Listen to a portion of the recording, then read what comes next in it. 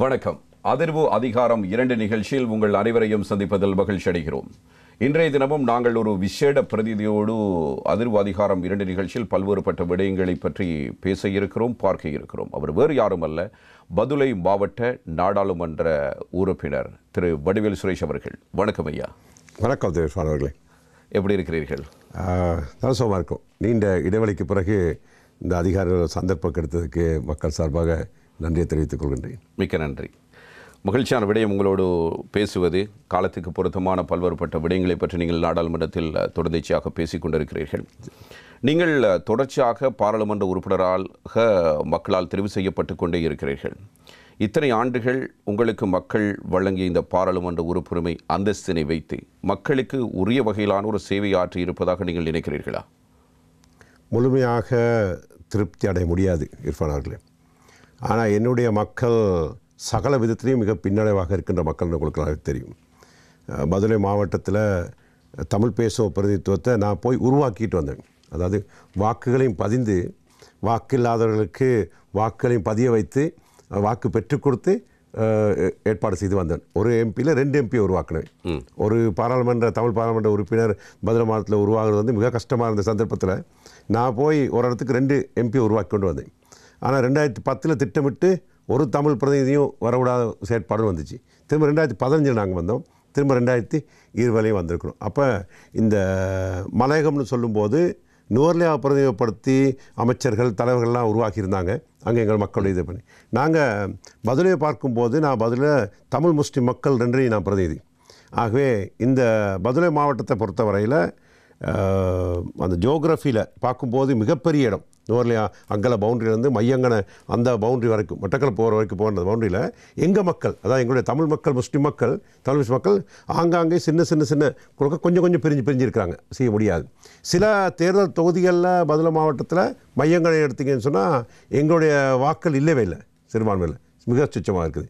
உவாப்பரணமே அப்படி, வெளிமடை அப்படி. இப்படி இருந்த சந்தர்ப்பத்தில் இந்த மக்கள் 2004 எனக்கு அங்கீகாரம் கொடுத்தாங்க. நீங்கள் சொன்ன மாதிரி 2004 அங்கீகாரம் கொடுக்கும்போது பதுளை மாவட்டம் இருந்த நிலைமை அந்த மக்களுடைய வாக்காளர் மக்களுக்கு தெரியும். 2004 தமிழ் முஸ்லீம் மக்களுடைய நிலைமை எப்படி இருந்துச்சு சொல்லி. 2004 2005 பிரதி சுகாதார அமைச்சர் ஆகணுன்னு தமிழ் முஸ்லீம் மக்களை மையப்படுத்தி வைத்தியசாலையில் உருவாக்கி அந்த வேலை திட்டங்கள் பிரதி சுகாதார அமைச்சர் என்ற வகையில் என்னுடைய வேலை திட்டங்களை நான் செய்யக்கூடிய ஒரு வாய்ப்பு கிடைச்சிது. அந்த வேலை திட்டங்கள் நான் செய்தேன். அங்கலையிலிருந்து சிம்யாபுர முஸ்லீம் பகுதியில் ஆரம்பித்த வைத்தியசாலை நான் அப்படியே ரோபரி வரைக்கும் செய்து கொண்டு போயிட்டுருந்தேன். அதே மாதிரி அங்கே மட்டும் இல்லை, நான் கேகாலில், ரத்தினபுரி, நுவர்லியா மாவட்டங்களையும் கூட, கண்டி மாவட்டத்தையும் கூட பின்தங்கி செய்யக்கூடிய வாய்ப்பு கிடைச்சி பதுளை மாவட்ட மக்கள் கொடுத்த அந்த சந்தர்ப்பத்தினால்.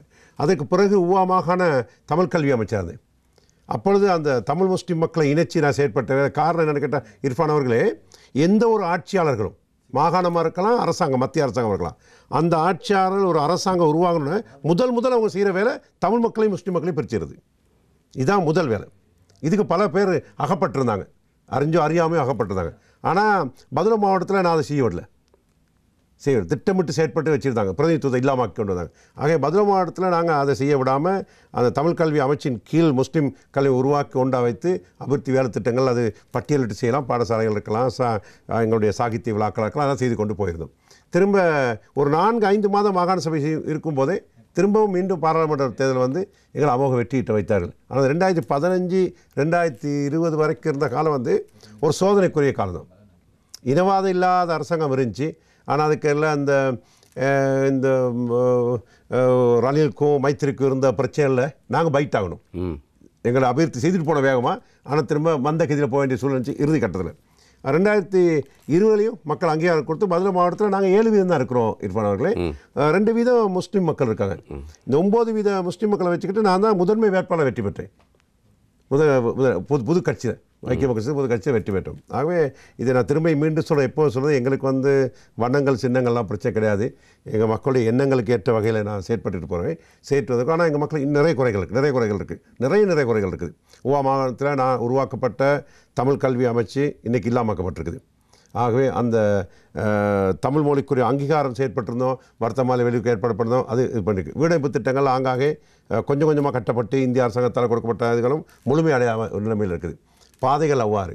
ஆகவே பங்கரகமையில் தொடங்கிய முஸ்லீம் மக்கள் வாழ்கின்ற பங்கரகமையிலேருந்து சிம்யாபுர வெளிமட குர்தா சிம்யாபுரம் வரைக்கும் பார்த்தாலும் கூட இப்போ நோன்பு காலங்களில் நான் 9ஆம் தேதி விஜய் செய்யணும். நோன்பு காலங்களில் சாரான் பிரச்சனை வந்தோடனே ஒன்றுமே அறியாது, சாரானா ஒன்றுமே தெரியாத என்னுடைய முஸ்லீம் மக்களை ஆலியில் பள்ளிவாசலை அடிக்கணும், அங்கே வெளிமட முஸ்லீம் மக்களுக்கு தொந்தரவு கொடுக்கணும், பங்கரகமா பள்ளிவாசலில் கொண்டு பண்டிகை வெட்டி போடணும்னா செஞ்ச நேரமெல்லாம் நான் முழுமையாக இருந்து வீதியில் இறங்கி என்னுடைய தொப்புள் கூடிய உறவுகள் இந்த முஸ்லீம் மக்களுக்காக முழுமையாக இருப்பாங்க, பெருந்தோட்ட மக்கள் இணைச்சி நான் போகிறேன், முடிஞ்சா செய்து பாருன்னு சொல்லி பெரிய பெரிய அரசியல்வாதிகளோடலாம் ஒரு சேலஞ்ச் பண்ண வேண்டிய சூழ்நிலை இருந்து என்னை மக்களை காப்பாற்றும் அந்த நன்றிக்கண்ணை என் முஸ்லீம் சகோதரர்கள் எனக்கு நல்லா செய்தார்கள். இன்றைக்கும் நாங்கள் ஒரு தாய் பிள்ளைகள் போல் ஒன்றா செய்து கொண்டிருக்கிறோம். அவ்வாறு ஒரு நிலைமை இருக்குது. அதே நேரத்தில் இந்த தமிழ் முஸ்லீம் மக்களுடைய தேவைகள் மதுரை மாவட்டத்தில் இப்போ நான் இல்லாட்டி சில இராணுவ முகாம்கள் வந்திருக்கும். சில விடயங்கள் இங்கே சொல்லும்போது எங்கள் அமைச்சர்களாக இருந்தோம், வேலைகள் செஞ்சோம், அது எங்களோட கடமை. ஆனால் அதற்கு அப்பால் இன்றைக்கு வடகிழக்கில் இருக்கிற நிலைமை, இன்றைக்கு மலையத்தில் இருக்கிற நிலைமை, இன்னும் வடகிழக்கில் திருகோணமலையில் புல்மோட்டையாக இருக்கலாம், அல்லது ஏனைய ஓவனியாவில் உள்ள பிரச்சனை உங்களுக்கு தெரியும், கிழக்கில் உள்ள பிரச்சனைகள் தெரியும். இவ்வாறான பிரச்சனைகளில் மீண்டும் ஏதோ ஒரு உருவத்தில் வந்து சில விடயங்கள் ஏற்படுத்தி கொண்டிருக்கும் போது இதே மாதிரிக்க விடயங்கள் மலையகத்திலையும் செயற்படுத்துவதற்கு பெருந்தோட்டங்களை இராணுவமாக அமைப்பதற்கு தெல்பத்த தோட்டத்திலையும் சார்னியா தோட்டத்திலையும் குயின்ஸ்டோன் தோட்டத்திலையும் நாயபத்த தோட்டத்திலையும் அப்புத்தலையும் செய்யக்கூடிய சூழ்நிலை தடுத்து நிறுத்த முழுமையாக தடுத்து அப்போ தான் அரசியல் தலைவர்களோடையும் கூட இது இனவாதம் அல்ல, எங்களுக்கு தேவைப்படாத விடயம் ஒன்று, ஆகவே இதை நிப்பாட்டுங்கன்னு சொல்லி அப்போ அந்த நேரத்தில் ஜனாதிபதி சொன்னார் மத்திப்பால் இல்லை வடக்கில் 3 முகாம்களுக்கு சமனாக இந்த பிரதேசத்தில் நாங்கள் முகாம்கள் அமைக்கிறோம். நான் சொன்னேன் நீங்கள் போய்ட்டு தென் பிரதேசத்தில் அது செய்யுங்க, மலையகத்தை அந்த வேலை செய்யாதீங்க அப்படின்னு. இல்லை கண்டிப்பாக. அப்போ அவங்களுக்கு ஒரு உதாரணம் கொடுத்து குயிக்காக நான் சொல்லிடுறேன் திரு இர்ஃபான் அவர்களே. இந்த வடகிழக்கில் யுத்தம் நடைபெறும் போது சமதரமான அந்த நிலப்பரப்பில் அந்த யுத்தம் நடந்துச்சு, அது நிறைய பாதிப்புகள் நடந்தது எங்களுக்கு தெரியும், வேதனைக்குரிய விடயம். மலையகத்தில் வந்து மலை உச்சியில் வந்து ஒரு இராணுவ முகாம் அமைத்து விட்டால் அதுக்கு கீழே இருக்கிற குடியிருப்புகள் இருக்குது, அந்த குடிநீர் அங்கேருந்து தான் வருது. நாங்கள் வந்து மலையகத்தில் வந்து இன்னமும் முழுமை பெறாமல் கல்வியில் உயர்ந்திருந்தாலும் கூட பொருளாதாரத்தை பின்னடைஞ்சிருக்கும், அதே மாதிரி அபிவிருத்திலையும் உட்கடை வசதி குறைவாக இருக்குது. நாங்கள் வந்து எங்களுடைய பெண்கள் அம்மாமார் வந்து குடியிருப்பு இங்கே இருக்கும், ஒரு 3-4 கிலோமீட்டருக்கு அங்கிட்டு தான் அவங்க கொழுந்து பறிக்க வேலைக்கு போவாங்க. மனசர கூட அங்கே கிடையாது, மனசு கூட எல்லா வீடுகளுக்கும் அட்டாச் பாத்ரூம் இல்லை. மைத்திரிபால ஜனவர்களுக்கு சொன்னேன், நீங்கள் வீடை வச்சு கொடுத்து அட்டாச் பாத்ரூம்லாம் கொடுத்துட்டு நீங்கள் இராணுவ முகாம் போடுங்க. நாங்கள் இராணுவ முகாம் போடுறதுக்கு எதிர்ப்பல்ல, ஆனால் நடைமுறையோட சிக்கலை நான் உங்களுக்கு எடுத்துரைக்கணும்னு சொன்னேன். அட்டாச் பாத்ரூமில் காலைல வேணால் மனசர கூடங்களுக்கு போங்க, ஆற்றுக்கு போவாங்க குளிப்பதற்கு, பீலிக்கு போவாங்க குளிப்பதற்கு. நீங்கள் இராணுவ முகாம் மேலே கட்டிக்கிட்டு சொன்னால் நீங்கள் ராடோ போட்டுக்கிட்டு இருப்பீங்க 24 மணி நேரமும். அப்போ எங்களுக்கு ஒரு கலாச்சாரம் ஒன்று இருக்குது, ஆக இதை செய்ய முடியாது, இடம் கொடுக்க மாட்டோம்னு சொல்லி குயின்ஸ்டோன் தோட்டத்தை கேட்டுக்கிட்டு இருக்க எங்களுடைய வாக்காளர் குயின்ஸ்டோன் தோட்டத்தில் ஒரு மூடிய தொழிற்சாலை போட்ட இராணுவ முகாம் போட நான் போய் கழட்டி வீசினேன். எனக்கு வழக்கு போட்டுருக்குறாங்க, அது வேறு விஷயம். கழட்டி போட்டு இராணுவம் ஆட்டுறேன். அதே மாதிரி வியாரகளை இன்னும் வியாரகால தேயிலை தொழிற்சாலை இன்றைக்கி டீ சென்டராக இருக்கிறது, அதையும் போய் இருக்கிற அந்த கோட்டாபய ராஜபக்சே என்னை மிரட்டினார் வியாரமால இராணுவ முகாமை நான் அந்த போர்டை கழட்டிட்டு இது பண்ணும்போது. ஆனால் அதை நாங்கள் செய்வித்தோம். அவ்வாறு காவக்கார வேலை செஞ்சுருக்கிறேன். அவை மக்கள் கொடுத்த அங்கீகாரத்தை பெற்றுக்கொண்டு நான் வெக்கம் இல்லாமல் வெளிப்படையாக சொல்லலாம், என் மக்களுக்கு தெரியும். அதனால தான் எந்த சின்னத்தை கேட்டாலும் எனக்கு என் மக்கள் வாக்களிக்கிறாங்க. அவருக்கு காவல் வேலை செய்திருக்கும். ஆனால் இன்னமும் என் மக்களுக்கு செய்ய நிறைய விஷயங்கள் இருக்குது. தேசிய பாடசாலைகள், மலையக பல்கலைக்கழகங்கள், தனி வீட்டு திட்டங்கள், இவ்வாறான பிரச்சனை, வைத்தியசாலை முழுமையடையாமல் இருக்குது, இவ்வாறான வேலை திட்டங்கள் இருக்குது. ஆகவே கவலையோடையும் வேதனையோடையும் இந்த மக்களோட அங்கீகாரத்தை பெற்றுட்டு முடிந்த அளவு வேலையை செஞ்சுட்டு போகிறோம். வர்ற ஆபத்தை தடுக்கக்கூடிய சக்தி சரி எனக்கு கிடைச்சிருக்குன்னு தானே சொல்லலாம். அதாவது நீங்கள் சொல்ல வருவது வருகின்ற ஆபத்தை தவிர்க்கின்ற வகையிலான சில செயற்பாடுகளை பாராளுமன்ற உறுப்பினராக உங்களால் முன்னெடுக்க முடிகிறது. ஆனால் தேர்தல் காலத்தில் நீங்கள் வாக்கு கேட்கிறீர்கள் மக்களிடம், ஆனால் கொடுக்கப்படுகிற வாக்குறுதிகள் நிறைவேற்றப்படுகிறதா என்ற ஒரு கேள்வி எழுகிறது அல்லவா? நிச்சயமாக உங்களால் நாங்கள் அதை செய்வோம் இதை செய்வோம் என்று தானே நீங்கள் நிச்சயமாக வாக்கு கேட்கிறீர்கள். அதனை நீங்கள் நிறைவேற்றவில்லை என்கிற ஒரு குறை உங்களுக்கு தெரிகிறது. நிச்சயமாக. ஆனால் பதில மாவட்டத்தில் என்னுடைய மக்கள்கிட்ட நான் வாக்குறுதி கொடுத்து அதை செய்வேன்னு சொல்லி கேட்குறது மிகவும் குறைவு. ஆனால் அவருடைய நிறை குறைகளை அறிஞ்சு வச்சேன். நான் என்னுடைய வயசு என் அனுபவமே அதை என்ன ஆகவே அறிஞ்சு வச்சு என்னுடைய வேலை திட்டங்கள் நாங்கள் செய்து கொண்டு வந்துட்டு இருக்கோம். நாட்டில் நடக்கிற இப்போ கடந்த 3-4 வருடமாக இர்ஃபான் அவர்களே எந்த விதமான அபிவிருத்தி நடக்கலை. தமிழ் முஸ்லீம் பகுதிகள் மட்டும் இல்லை, பெரும்பான்மை பகுதியில் நடக்கலை, எந்த அபிவிருத்தி நடக்கலை. கோவிட்-19 காலம் தாழ்த்து போனாங்க. அப்புறம் திரும்ப மீண்டும் இந்த அரசியல் நில குழப்பத்தில் தள்ளுபட்டு போயிடுச்சு, ஏற்பாடு பண்ணிடுச்சு. அப்போ நாங்களும் அந்த இலவு காத்த கிளி போல் பார்த்து அறவாசியை கட்டினேன். லியங்காவனங்கிற பிரதேசத்தில் பண்டாரில் மண்சாலை பாதிக்கப்பட்ட பாடசாலை மாணவர்கள் தேயிலை தொழிற்சாலை பாடசாலை லியங்காவலை தமிழ் மகாவித்தியாலயம் தேயிலை தொழிற்சாலை நடந்துக்கிட்டு இருக்கு. அந்த தொழிற்சாலை எந்த உடஞ்சி விடுமோ தெரியாது. 11 மாணவர்கள் உயிராபத்து. அது எப்படி கட்டி அமைக்கிறதுக்குரிய வேலை ஜனாதிபதி அன்னைக்கு மதுரைக்கு வந்த நேரம் கூட எங்களோட கட்சியில் சொல்லியிருந்தாங்க யாரும் அந்த மீட்டிங் போகக்கூடாது. நான் போனேன். நான் போய் சொன்னேன், ஜனாதிபதி அவர்கிட்ட கேட்டேன், இந்த நீங்கள் பாடசாலை கட்டுறதுக்கு நீங்கள் அதுக்குரிய அனுமதி கொடுத்துட்டு போகணும். அவர் அனுமதி கொடுத்தும் கூட இன்னமும் அந்த நிலைமைகள் அப்படியே இருக்குது. ரோபரில் எங்களுக்குள்ள பிரச்சனை வேறு பிரச்சனைகள். ரோபரில் பாடசாலை கட்டாமல் காணி ஒதுக்கப்படாமல் இருக்குது. இன்றைக்கு இந்த நிமிஷம் இர்ஃபான் அவர்களே, பூனாகல பிரதேசத்தில் நடந்த மண் சரிவில் கபரகலை மற்றும் மக்கள் தின கபர 142 குடும்பங்கள் மீண்டும் அந்த மீறிய பெத்தை மண் சரிவு ஃபேமஸாக வச்சு மண்ணோடு மண்ணாக எங்களோட உடம்பு போயிட்டாங்க. அதனால முழு உலகமே திரும்பிப்பாச்சு. இதில் மயிரிலையில் உயிர் தப்புனாங்க.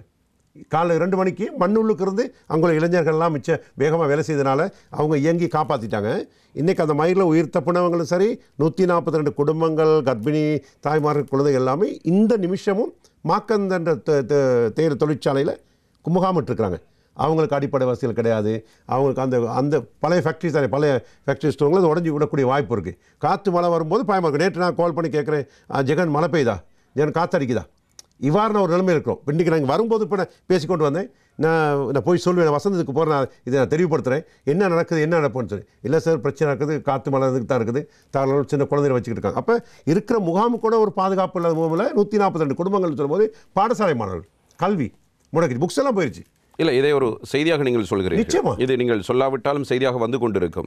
சமூக ஆர்வமிக்க ஊடகவியலாளர்கள் இதை வெளிப்படுத்திக் கொண்டே இருப்பார்கள். ஒரு பாராளுமன்ற உறுப்பினர்கள் நீங்கள் என்ன செய்ய தேசிய நீரோட்டம்னு பேசிக்கிட்டு இருக்கோங்க நாங்கள். அப்போ நாங்கள் இந்த தேசிய நீரோட்டம் சம்பந்தமாக நான் பாராளுமன்றத்தில் இருந்த ஜனாதிபதி மஹிந்த ராஜபக்ஷ அவர்கள், இருக்கிற ஜனாதிபதி ரணில் விக்ரமசிங்கே அவர்கள், எதிர்காலத்தில் வரப்போகிற சஜித்தோ யாரோ அவர்கிட்டையும் நான் சொன்னேன். 3 பேர்த்தை வச்சுட்டு நான் சொன்னேன், நீங்கள் இது இலங்கை பிரஜைன்னு நாங்கள் சொன்னால் நீங்கள் ஒரு நேஷனல் பாலிசி, தேசிய கொள்கைன்னு சொன்னால் அந்த தேசிய கொள்கையில் 200 வருடமாகி ஏன் இந்த மலைய மக்கள் உள்வாங்கவில்லை. நாங்கள் 200 வருடமாச்சு, 6 பரம்பரை வாழ்ந்துக்கிட்டோம். அப்போ 200 வருடமாகியும் இந்த தேசிய கொள்கையில் தான் தேசிய சுகாதாரம் வந்திருக்கணும். அங்கே பெருந்தோட்ட சுகாதாரமாக இருக்குது. தேசிய பாடசாலை வந்திருக்கணும், இல்லை பல்கலைக்கழகம் வந்திருக்கணும், இல்லை அவங்களுக்குரிய இந்த சிறுதானியத்தோட்ட உரிமையாளர்னு சொல்லி சிங்கள மக்கள் நாட்டில் கொடுக்குறீங்க, ஏன் தமிழர் கொடுக்க வேண்டியது? தென் மாகாணத்தில் உள்ள சிங்கள மக்களுக்கு நீங்கள் சிறுதாயில தோட்டம்னு சொல்லி 1 ஏக்கர் 2 ஏக்கர் கொடுத்து அதை நீங்கள் வாங்கிக்கிறீங்கன்னா அவங்க முதலாளியாக இருக்காங்க.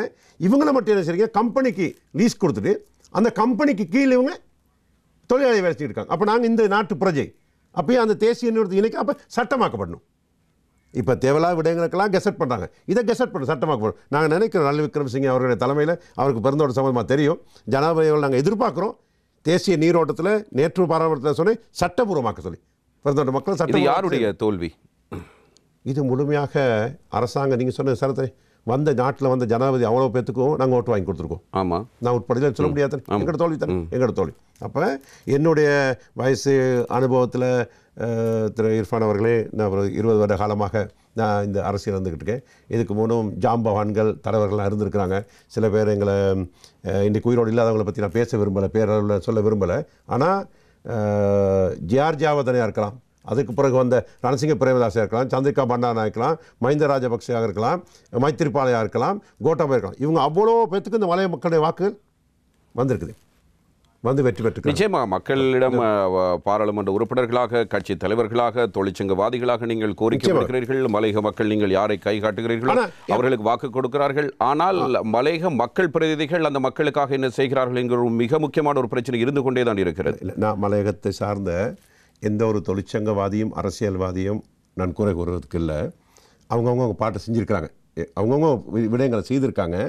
ஆனால் பாரிய அளவில் செய்யவில்லை என்பது அங்கே உண்மை. இன்றைக்கி இங்கே வடகிழக்கை பார்த்துக்கிட்டாலும் ஏனைய பிரதேசங்களை பார்த்துட்டாலும் கூட அப்போ ஒரு இனவாத நாட்டில் இருந்திருக்கு. எங்கே அதே தெளிவாக இருந்திருக்கு, ஒரு இனவாதம் இருந்திருக்கு. அந்த இனவாத அடிப்படையில் மலையக அரசியல்வாதிகளும் கூட ஆட்சி செய்கிறவர்களால் ஏமாற்றப்பட்டிருக்கின்றார்கள். எந்த ஒரு அரசியல்வாதி சொல்வது ஜனாதிபதி பிரதமர் நிச்சயமாக மலையக மக்கள் பிரதிநிதிகளால் ஏமாற்றப்படவில்லை.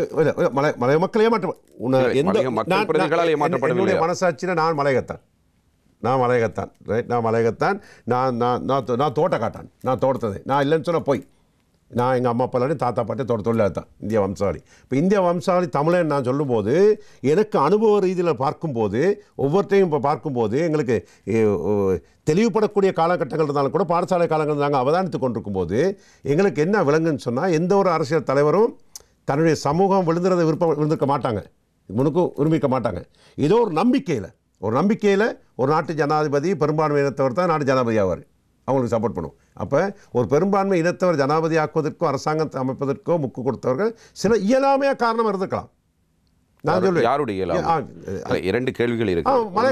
தேசிய தலைவர்கள், இந்த தேசிய தலைவர்கிட்ட வேலை வாங்குறதுக்கு ஒரு முறை இருக்குது தானே, ஒரு அளவு ஒன்று இருக்குது தானே. அவங்களோட நான் ஏமாற்றுவர்கள் ஏமாற்றிக்கிட்டு இருப்பாங்க, ஏமாற்றப்படுபவர்கள் இதனால் ஏமாற்றப்பட்டுக்கிட்டு இருக்க முடியாது தானே. இதை இவ்வளோ காலத்துக்கு நாங்கள் சொல்லிக்கொண்டே இல்லை இது இப்போ நீங்கள் வடகிழக்கு இல்லை பல ஜனாதிபதிகளை பார்த்தாச்சு. உங்களுக்கு முந்தைய அரசியல் தலைமைகளும் இருக்கிறார்கள், மூத்தவர்கள் இருக்கிறார்கள், சிலர் உயிரோடும் இல்லை, தொழிற்சங்கவாதிகளும் இருக்கிறார்கள், மிக பெரும் பிரயத்தனங்களை எடுத்திருக்கிறார்கள். ஆனால் உயிர்ப்போடு அல்லது ஒரு ஏற்றுக்கொள்ளக்கூடிய வகையிலான மலையக மக்களுடைய ஒரு எதிர்காலம் திட்ட தெளிவாக தெரிகிறது என்பதற்கான எந்த அறிகுறியும் இதுவரை ஏற்படுத்தப்படவில்லை என்பது தெரிகிறது அல்லவா?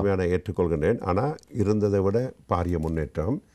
நாங்கள் இலங்கை நாடு சுதந்திரம் அடைஞ்சு 1948க்குன்னு பிறகு நாங்கள் யோசிச்சதுக்கு எங்களுடைய சமூக மலையக மலையக கல்வி 1987 ஆண்டுக்கு பிறகு தான். நான் சொன்னேன் இப்போ பதிலில் போயிட்டு நான் ஓட்டை உருவாக்கி அவங்களை ஓட்டை பதிவிச்சு நான் ஓட்டு வாங்கிட்டு வந்தேன் நான் சொன்னேன். அப்போ அந்த மாதிரி இன்னைக்கு கேகால் ரத்தப்புறம் அதை விட மோசம், தெனியாயிரும் மலைய மக்கள் வராங்க, அவங்களுக்கு அதை விட மோசம். அப்போ வவுனியாவிலையும் இருக்காங்க, கொண்டு போயிட்டு அந்த காலத்து போனவங்க கிளச்சிக்காது. அப்போ அப்படி இருக்காங்க. அப்போ இந்த இந்த இந்த கல்வியில் கூட நாங்கள் வடகிழக்கில் ஒரு ஆசிரியர் அதிபர்கிட்ட தான் நாங்கள்லாம் கல்வி கட்டோம். பெருந்தோட்ட கலவன் பாடசாலை, அது அந்த தேயிலை தோட்டங்களை டேமேஜ் பண்ணிடுவாங்கன்னு சொல்லி அந்த குதிரை வைக்கிறதுக்கு வரைக்கும் ஒரு பாடசாலை கட்டி அதில் போட்டிருப்பாங்க எல்லாத்தையும். ஒரு ஆசிரியர் ஒரு அதிபர்லாம் அப்படி தான் செய்வாங்க. இந்த 1987 ஆண்டுக்கு பிறகு அந்த சீடா நிறுவனம் அந்த மாட்டு கொட்டில்கள் அந்த பாடசாலையில் மாடி கட்டுகளை அமைத்து கொடுத்து எல்லாம் வேலை திட்டங்கள் செய்யணும் தான் இன்றைக்கி கல்வியில் முன்னுக்கு வந்துட்டோம். இப்போ நாங்கள் மலையகத்தில் பொருளாதார வீழ்ச்சி இருக்குது, உரிமைகள் வீழ்ச்சி இருக்குது. ஆனால் கல்வியில் நேரம் இன்றைக்கி நம்மவர்களே அதிபர் ஆசிரியராக இருக்கிறாங்க. இன்றைக்கி வடகிழக்கில் உள்ளவங்க இல்லை, இன்றைக்கி நம்ம தான் அதிபர் ஆசிரியர்கள் சிறந்த பெறுபேர்கள். இன்றைக்கி நீங்கள் யூனிவர்சிட்டி என்ட்ரன்ஸ் எடுத்தாலும் சரி, ஏ லெவல் ஓ லெவல் எடுத்தாலும் சரி, புலமை பரிசு இன்றைக்கி நல்ல ரிசர்ச் காம்படிஷன் அதில் போய்கிட்டு இருக்குது. அது முட்டுக்கட்டை போட்டாலும் ஒரு பயம் ஒன்று இருக்குது, அதை வந்துக்கிட்டு இருக்காங்க. இன்றைக்கி கிழக்கு வடக்கில் போயிட்டு முன்னே பெருந்தோட்டத்துலேருந்து யாராவது வேலைக்கு ஒரு பிள்ளையும் பொடியும் தாரீங்களான்னு கேட்குற இடத்துல இன்றைக்கி இல்லை. நாங்கள் இன்றைக்கி வடக்கில் நீதிமன்றத்தில் நீதிபதியாக இருக்காங்க.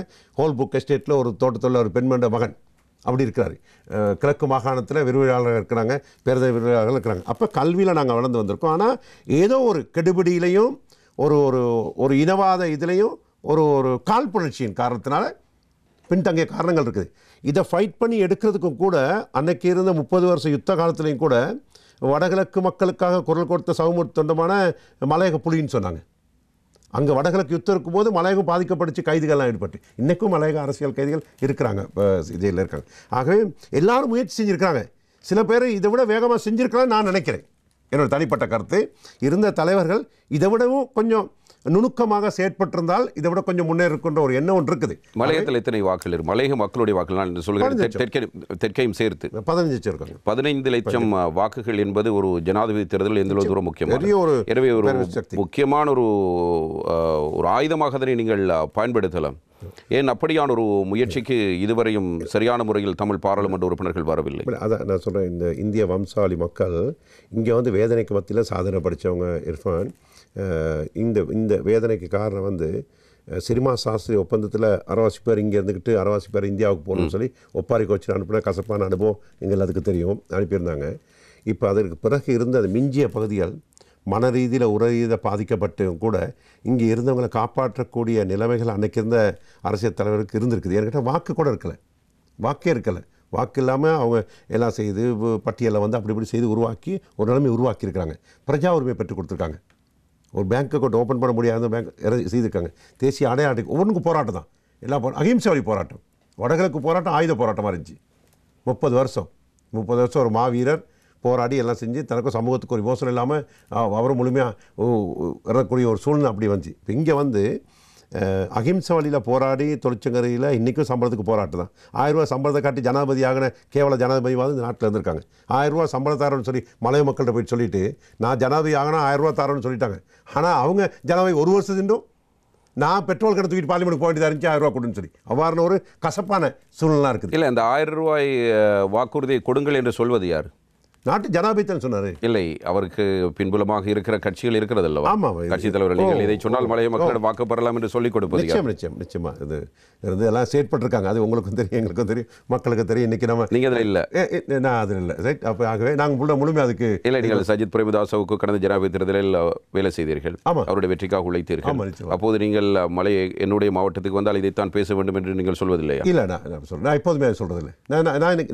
நான் சஜித்தாக இருந்தாலும் ரணில் ஜனாதிபதியாக யாராக இருந்தாலும் கூட நான் எல்லா ஜனாதிபதியோடு நேருக்கு நேராக ஃபைட் பண்ணேன் சமூகத்துக்காக.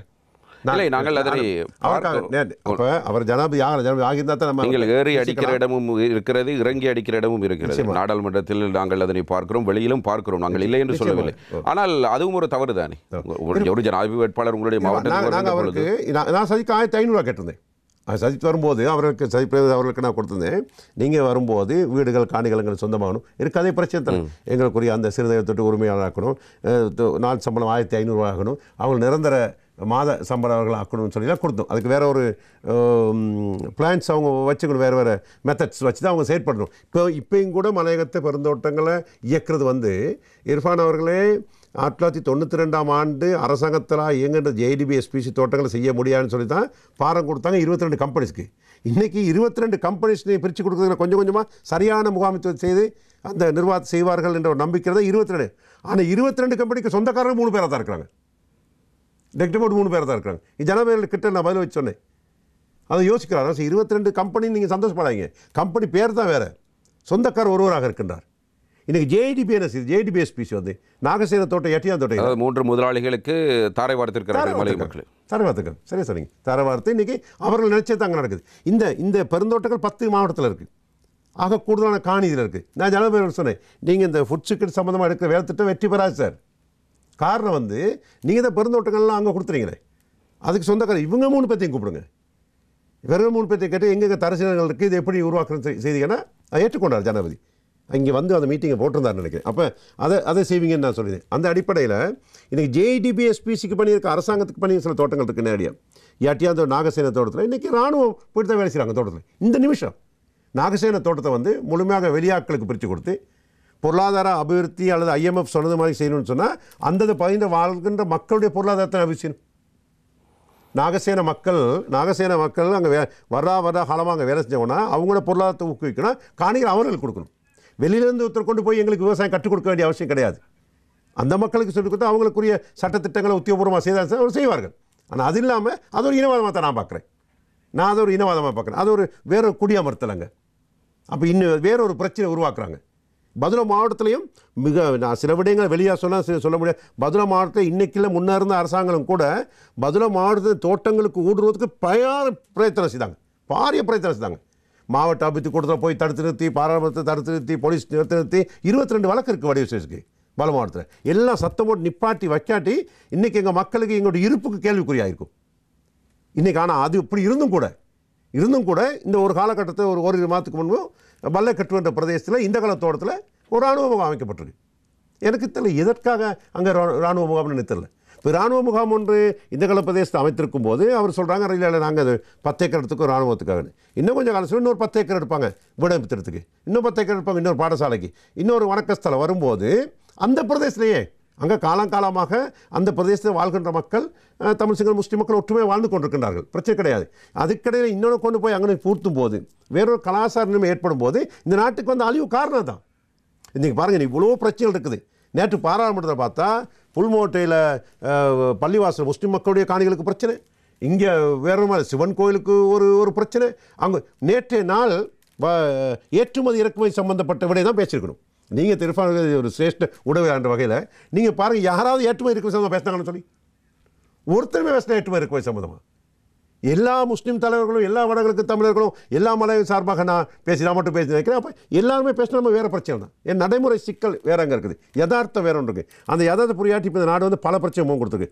30 வருஷ யுத்தம், வடகிழக்கு யுத்தம் பின்னுக்கு போயிருக்கு. அடுத்தது 87-88 JVP பிரச்சனை பின்னுக்கு போயிருக்குது.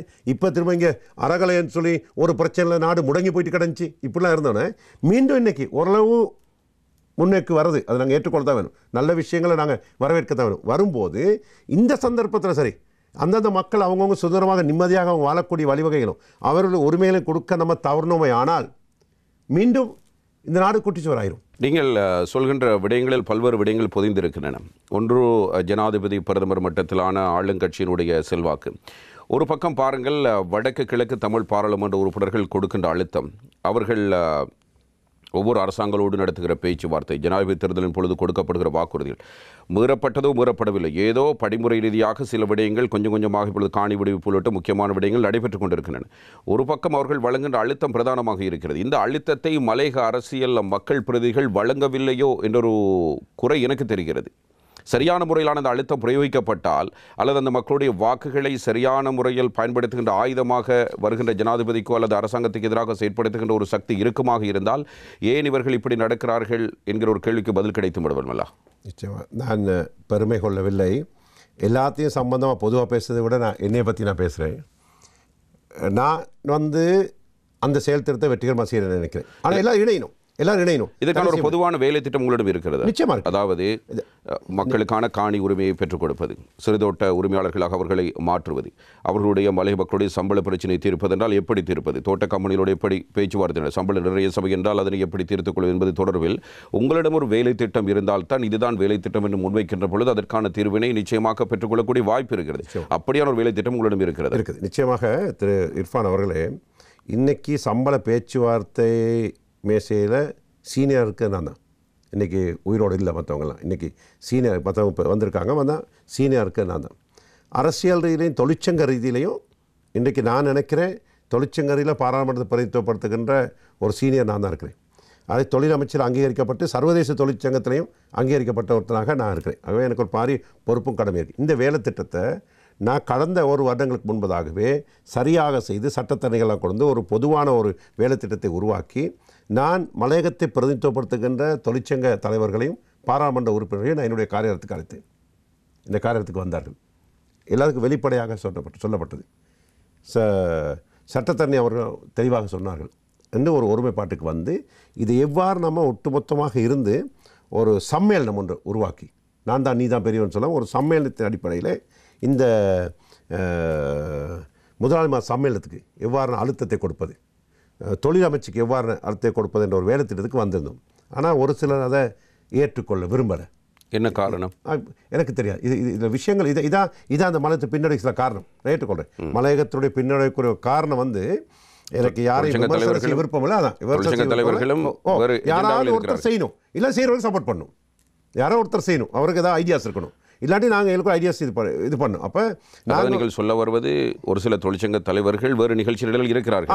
அந்த நேரத்தில் இருந்ததன் பல காரணத்தினால செய்ய முடியாமல் போச்சு. ஆனால் கொஞ்சம் பேர் சப்போர்ட் பண்ணாங்க. ஒரு சில சப்போர்ட் பண்ண முடியாமல் போச்சுன்னா நான் முயற்சி செய்தேன். தனியாக அதை செய்ய முடியாது, நான் முயற்சி செய்தேன். இதை நாங்கள் செய்தால்தான் இதில் வேறு மாற்றங்கள் தான் நீங்கள் ஏற்படுத்துங்க. ஆனால் இதை செய்தால்தான் நாங்கள் இந்த இடத்துக்கு போகலாம், நாங்கள் நினைச்சு போகலாம். இப்போ நீங்கள் எல்லாம் சம்பள நிர்ணய சபைன்னு சொன்னால் வடேஷ் போயிட்டு நிற்கிறோம். என் சம்பள நிர்ணய சபையில் வடேஷும் ஈத்தோக்கோ மட்டும் தான் ரெகக்னைஸ் ஏற்றுக்கொள்ளப்பட்டிருக்கு. இல்லை தொழில் அமைச்சோட நாளைக்கு சம்பந்தம் பேச்சுவார்த்தைன்னு சொன்னால் வடேஷ் போயிருக்கணும், இலங்கை தொழிலாளர் காங்கிரஸ் வரும். இப்போ வெளியிருந்து நம்ம எவ்வளவும் பேசலாம். அப்போ அவங்கள உள்வாங்கிக் கொள்றதுக்கு ஒரு பொறிமுறையை நான் செய்தேன் இர்ஃபான் அவர்களே. வெற்றி அளிக்கவில்லை. அதுக்கு எனக்கு ஒற்றுமை. அப்போ பிறகு பேசிட்டாங்க, இப்போ சேருவோம் பேசிட்டாங்க. ஆனால் ஒரு மேசைக்கு அழைச்சி ஒரு வேலை திட்டங்கள் செய்யும்போது ஒரு இழுத்தடிப்பின் காரணமாக அந்த செயற்பாடு வெற்றி அளிக்கவில்லை. வேதனையோடு இந்த சந்தர்ப்பத்தில் நான் பதிவு செய்ய விரும்புகின்றேன். அது ஒன்று. அதற்கு பிறகு இன்றைக்கு பெருந்தோட்ட கம்பெனிகளோட நேரடியாக ஒவ்வொரு விஷயங்களையும் பிரச்சனைப்படுத்தி அம்பலப்படுத்தி அந்த முதலாளிமார்களுடைய பெயர்களை பாராளுமன்றத்தை வெளியிட்டவன் நான் மட்டும்தான். பகிரங்கமாக அவருடைய பெயர்களை நான் வெளியிட்டேன். கடந்த காலத்தில் இந்தந்த நபருக்கு வேறு தொழிற்சட்டம் இருக்குதா, இந்தந்த கம்பெனிக்கு வேறு தொழிற்சட்டம் கொடுக்கப்பட்டிருக்கான்னு சொல்லி தொழில் அமைச்சருடைய பாராளுமன்ற பிறகு நான் முழுமையாக பேசினேன். நீங்கள் அன்சாட்டில் பார்த்தீங்கன்னா தெரியும், வெளிப்படையாக நான் பேசியிருக்கேன். ஆகவே போலீஸ் நிலையங்களில் கூட, மலையக போலீஸ் நிலையங்களில் கூட இந்த பெருந்தோட்ட கம்பெனிகளுடைய நிர்வாகத்திற்காக போலீஸ் நிலையத்தை பாய்க்கக்கூடிய ஒரு நிலைமை கூட இருக்குது. அதை மாற்றி அமைத்து நான் இப்போ இருக்கிற தொழில் அமைச்சருக்கு நன்றி தெரிவிப்பேன். இன்றைக்கி தொழில் ஆணையாளருக்கு அந்த பொறுப்பாளர் கூட செய்திருக்காரு. நான் இந்த தொழில் பிணக்குகளை நீங்கள் போலீஸ் நிலையத்துக்கு போகிறதா, அப்புறம் நீங்கள் தொழில் அமைச்சு போலீஸ் அமைச்சர் தொழில் அமைச்சர் 2 பேர் இருந்தாங்க. நான் 2 பேர்ட்ட கேட்டேன், நீங்கள் தொழில் அமைச்சரா நீங்கள் போலீஸ் யார் சொல்லுங்கள், ஏன் தொழில் மலையக தொழிலாளர் பிரச்சனை மட்டும் போலீஸ் நிலையத்துக்கு போகணும். இன்றைக்கி தோட்ட அதிகாரிகளுக்கு ஒரு இதுக்கு சின்ன பிரச்சனை போலீஸ் அப்போ தொழில் திணைக்களம் தேவையில்லை, தொழில் கொடுத்த இன்றைக்கி அதை மாற்றி அமைச்சிருக்கோம். ஒரடியாக இல்லை, ஓரளவுக்கு மாற்றப்பட்டிருக்குது. அவ்வாறு நிலைமை இருக்குது. ஆனால் இன்றைக்கி நான் சொல்கிறேன், எங்களுடைய இருப்பையும் தக்க வைத்துக்கொண்டு இந்த தொழில்துறையை தக்க வைத்துக்கொள்ளணும்னு சொன்னால் யாரும் நம்மர்கள் திரும்ப மீண்டும் போய் தோட்ட தொழிலாளியாக இன்னொரு முதலாளிமார் கீழே வேலை செய்யறதுக்கு இந்த இந்த எதிர்கால சந்தேகம் சரி இப்போ இருக்க சந்தேகம் சரி விருப்பம் இல்லை தெரிவிக்கிறதில்ல. நீங்கள் நாங்கள் என்ன காரணம்? 1992ஆம் ஆண்டு கல்வியினுடைய மலர்ச்சியா? அது கல்வி வளர்ச்சி ஒன்று இருக்குது நிச்சயமாக. அது 1992ஆம் ஆண்டு அரசாங்கம் இந்த 22 பெருந்தோட்ட கம்பெனிகளுக்கு கையளிக்கும் போது 1.2 மில்லியன் கிட்டத்தட்ட 12 லட்சம் தொழிலாளர்கள் இருந்தார்கள். இன்றைக்கு 1,43,000 தான் இருக்கிறாங்க. ஆனால் காணி அதே அளவு இருக்குது, தோட்டம் அதே அளவு இருக்குது, தோட்டங்கள் காடாகிருச்சு. ஏன்னு கேட்டால் இந்த நிர்வாகத்துடைய சீர்கேடு. அப்படி மான மரியாதை கௌரவம் மலைய மக்களுக்கு இருக்கே, மான மரியாதை, நாங்கள் உழைச்சி வாழ்கிறவங்க, எங்களுக்கு மான மரியாதை கௌரவம் இருக்குது. அப்போ இந்த நாட்டில் எந்த ஒரு தீமையான விதத்துக்கும் நாங்கள் காரணம் இல்லை. கடந்த காலங்களில் பொருட்கள் விலை கூட, பெட்ரோல் டீசல் பிரச்சனை இதெல்லாம் வந்துச்சு. ஆனால் இது ஒன்றுக்குமே நம்ம காரணம் இல்லை. மலைய மக்கள் அப்பாவி மக்கள் அன்றைக்கு போயிட்டு அவங்க வேலை செஞ்சுட்டு வந்தாங்க. இந்த நாட்டை நேசித்தவர்கள், பொருளாதாரத்தை நேசித்தவர்கள், சிரோன்டி நாமத்தை கொடுத்து எல்லாம் செஞ்சுக்கிட்டு இருந்தவங்க. அவங்க இதுக்கு சம்மந்தமே இல்லை. ஆனால் ஒன்றுக்கும் காரணம் இல்லாதவர்கள் எல்லா துன்பத்தையும் அனுபவிக்க வேண்டும். ஆமாம், நாங்கள் தான் எங்கள் நிவாரணம். எங்கே நிவாரணம்? இப்போ அரிசி நிவாரணம் எங்கே? அரிசி நிவாரணம் மலைய மக்களுக்கு. இன்றைக்கி மலைய மக்கள்லாம் இருப்பானவர்களே தோட்டத்தில் வேலை செய்யவங்க மட்டும் இல்லை, இந்த தோட்டத்தில் வேலை செய்யாதவர்கள் கூட நடுத்தரவர்கள் பாதிக்கப்பட்டவர்கள் கூட தான் இருக்கிறாங்க. அவர்களுக்கு சமுர்த்தி கொடுப்பனவும் இல்லை. அவர் சமுர்த்தி கொடுப்பனும் இல்லை, அவர் சமுர்த்தி கொடுப்பணும். நீங்கள் வெளிமடை எடுங்க, வெளிமடை பிரதேசத்துங்க எத்தனை பேர் சிம்யாபுரம் முஸ்லீம் பிரதேசத்தில் இருக்க எத்தனை பேர் ஹக்கலில் கொடுக்குறாங்க? ஏன் குருத்தலாவையில் இல்லை? ஏன் குருத்தலாவில் எல்லா முஸ்லீம் மக்களும் பணம் வச்சுருக்கவங்களா இருக்கிறாங்க? ஏன் விடயங்கள் இருக்குது, நியாயமாக செயல்படுத்தணும். இன்றைக்கி மருதுசீம தோட்டங்கள் எடுத்தால், லுணுகளை எடுத்தால், பசலை எடுத்தால், ஹப்புதலை எடுத்தால், ஹாலியில் எடுத்தால், வல்லக்கட்டோ பதுலோ ஹாலி அல்லது பிரதேசங்கள்லாம் எடுத்தால் தோட்டங்களில் மிக மோசமாக பாதிக்கப்பட்டவங்க இருக்காங்க. அப்போ அவர்களுக்கு இந்த நிவாரணம் வழங்கும் போது நான் நினைக்க இந்த பிரதேசத்துக்கு நேற்று வந்தாங்க மாவட்ட செயலர் எல்லாத்தையும் நான் கேட்டேன், உங்கள் பட்டியலில் இவங்களுக்கெல்லாம் கண்ணுக்கு இல்லையா? நாட்டு பிரஜை இல்லையா? இந்த வன் சரிவுகள் ஏற்படும் போது, சூறாவளி காற்று வீசும்போது அனர்த்த முகாமித்துவத்துக்கு பெருந்தோட்டத்தை எங்களை வேறு மாதிரி ஏன் பார்க்குறீங்க? அந்த மென்டாலிட்டி இல்லாமல் இருக்கணும். இல்லை, எனக்கும் அது புரியவில்லை. அதாவது ஒரு தேர்தல் வருகின்ற பொழுது இலங்கையில் உள்ள எத்தனை கோடி மக்கள் வாக்களிக்கிறார்கள் என்கிற விடயம் வருகிறது. இதில் மலையக மக்களும் உள்ளடக்கப்படுகிறார்கள். அது தேசிய நீரோட்டத்தில் இணைந்ததாக ஒரு தேர்தல் வருகின்ற பொழுது. ஆனால் அரசாங்கத்தினுடைய ஒரு சலுகையோ அல்லது நிவாரணமோ அல்லது பொதுவான ஒரு வேலை திட்டமோ முன்னெடுக்கப்படுகின்ற பொழுது ஏன் அதில் மலையக மக்கள் உள்வாங்கப்படுவதில்லை? இது கம்பெனிகள் சார்ந்து இருப்பது தான் பிரச்சனை. கம்பெனி சொந்தக்காரனு அரசாங்கம் சார்ந்தவனாக இருப்பாங்க தானே, அமைச்சமான சொந்தக்காரங்க இருக்கலாம் தானே, இருக்கிறார்கள். அப்போ இந்த 4 உணுகலையில் இந்த ஒரு பிரச்சனை வந்துச்சு. பசர தேர்தலோ தமிழ் என்ற வகையில் சிறுபான்மையாக இருக்கும்போது கொக்காக்கல்னு ஒரு தோட்டம் இருக்குது, கிட்டத்தட்ட 100 மைல் பசர பிரதேசத்துலேருந்து ஒரு அம்மா நிற்கிறாங்க. நான் பசர பிரதேசத்துக்கு போகிறேன். என்னம்மா எங்கே நிற்கிறீங்க? சார் பின்படி வாங்க எவ்வளோம்மா பின்படி? 150 ரூபா. அம்மா எங்கே இருக்கிறீங்க? இது உண்மையாக நடந்த விஷயம். கொக்காக்கல் எப்படியா வந்தீங்க? பஸ்ஸில் நேற்று வந்தையா? அப்போ இங்கே வாங்க வீட்டுக்கு போய்ட்டு நான் என்னுடைய ஒருத்தவங்க பணத்தை கொடுத்து நான் சொன்னாங்க, நீங்கள் 1000 வச்சுக்க 150 ரூபா கேட்டிருக்கேன். இந்த என்னுடைய செயற்பாடு நான் இன்னும் மறந்து செயற்பட வேண்டிய சூழ்நிலை. சத்தம் போட்டு வாங்கலாம்மா, என்னுடைய ஜீப்பை ஏற்றிக்கிட்டு நான் போனேன். அவங்க கொக்காக்கல்லுக்கு அங்கிட்டு இன்னொரு 50 ஏக்கர் வர இருக்குது. அங்கேயும் இப்போ பாதை மிக மோசமாக இருக்குது. அங்கே போய்ட்டு அம்மா எங்கே இருங்க சமூகம் பார்த்தா லைட்டு முள்ள இருட்டாக இருக்குது, பகல் நேரத்தில் இருட்டாக இருக்குது ஏரியா எல்லாம் பார்த்து சரியம்மா கொடுத்துருக்கும்போது எனக்கு கோல்னு வருது. அந்த நேரத்தில் இங்கே மஹிந்த ராஜபக்ச ஜனவரியில் ஒரு கூட்டத்தை கழிச்சு 5 மணிக்கு.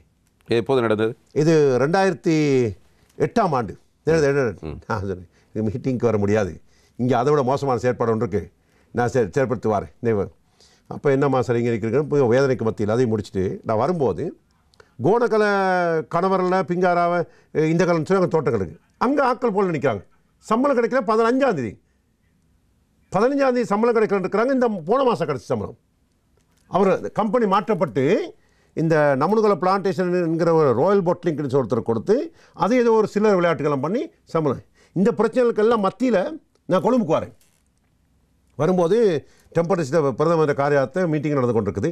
நான் ஒரு அமைப்பாளருக்கு நான் சொன்னேன், சார் சமாவேண்டேன் சொல்லி ஜனாதிபதிக்கு சொன்னேன், இன்றைக்கி இத்தனை 1000 மக்கள் இன்றைக்கி சாப்பிடாமல் இருக்கிறாங்க, சம்பளம் கொடுக்கல.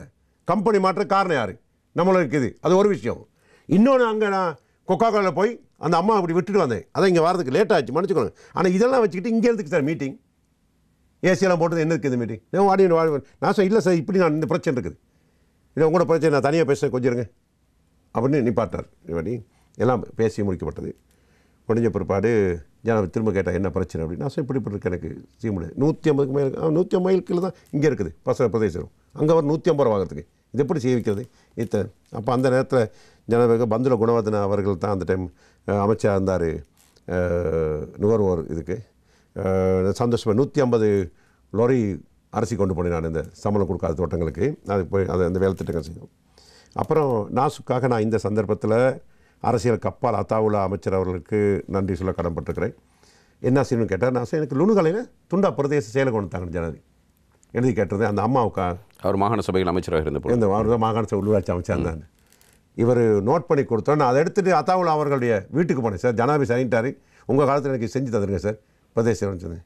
உடனடியாக கொஞ்சம் சேர்ந்து உடனடியாக தொலைபேசியில் செய்து முழுமையாக ஈடுபட்டு செயல்பட்டு பழைய கட்டணம் தான் நீங்கள் ஆரம்பிங்க, இதை பாராளுமன்றத்தை பேசாதீங்க, இதுக்கு எதிர்ப்பாக யாராவது பேசுவாங்க அப்படின்னு செக்ரட்டரி கூட கெசட் பண்ணார். போராட்டம் இல்லாமல் ஒரு பிரதேச செயலகத்தை உருவாக்கணும்னு சொன்னால் அது லுணுகலை பிரதேச செயலகம் தான்.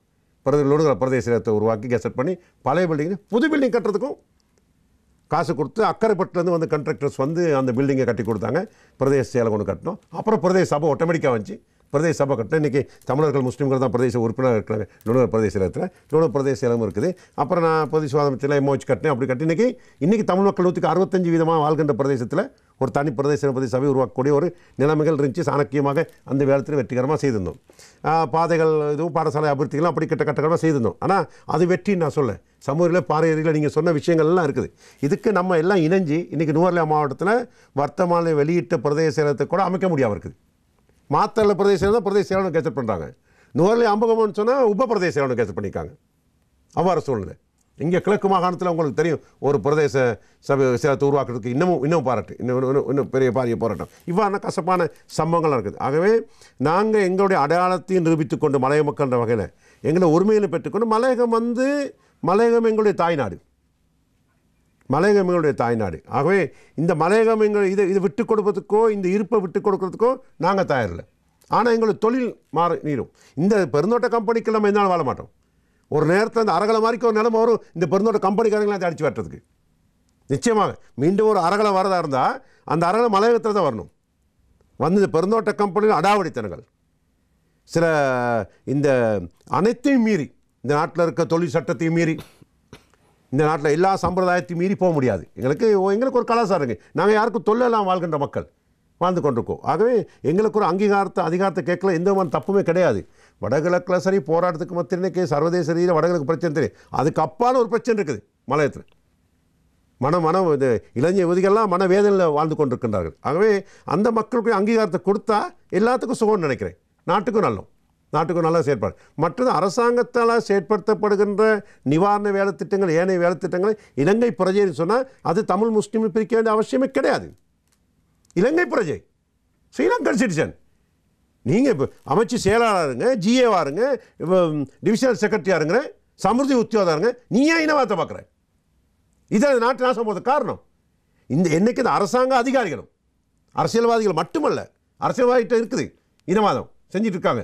அது அவங்க பிரச்சனை இல்லை. ஆனால் நான் சொன்னேன் என்னுடைய சமூகத்தை பொறுத்தவரையில் சொன்னேன், இங்கே பிழைக்குதுன்னு சொன்னால் ஒரு சர்க்குலர் போகும்போது, சுற்றறிக்கை போகும்போது அரசாங்கம் பாராளுமன்றத்தால் ஒரு விஷயத்தை அமைச்சர்களை தீர்மானித்து ஒரு சுற்றறிக்கை போதும்போது அந்த அமைச்சருடைய செயலாளர் தன்னுடைய சுற்றறிக்கை அரசாங்க அதிபர் பிரதேச அனுப்பப்படும் போது இந்த நாட்டு பிரஜை என்ற வகையில் அந்த பிரதேச மக்கள்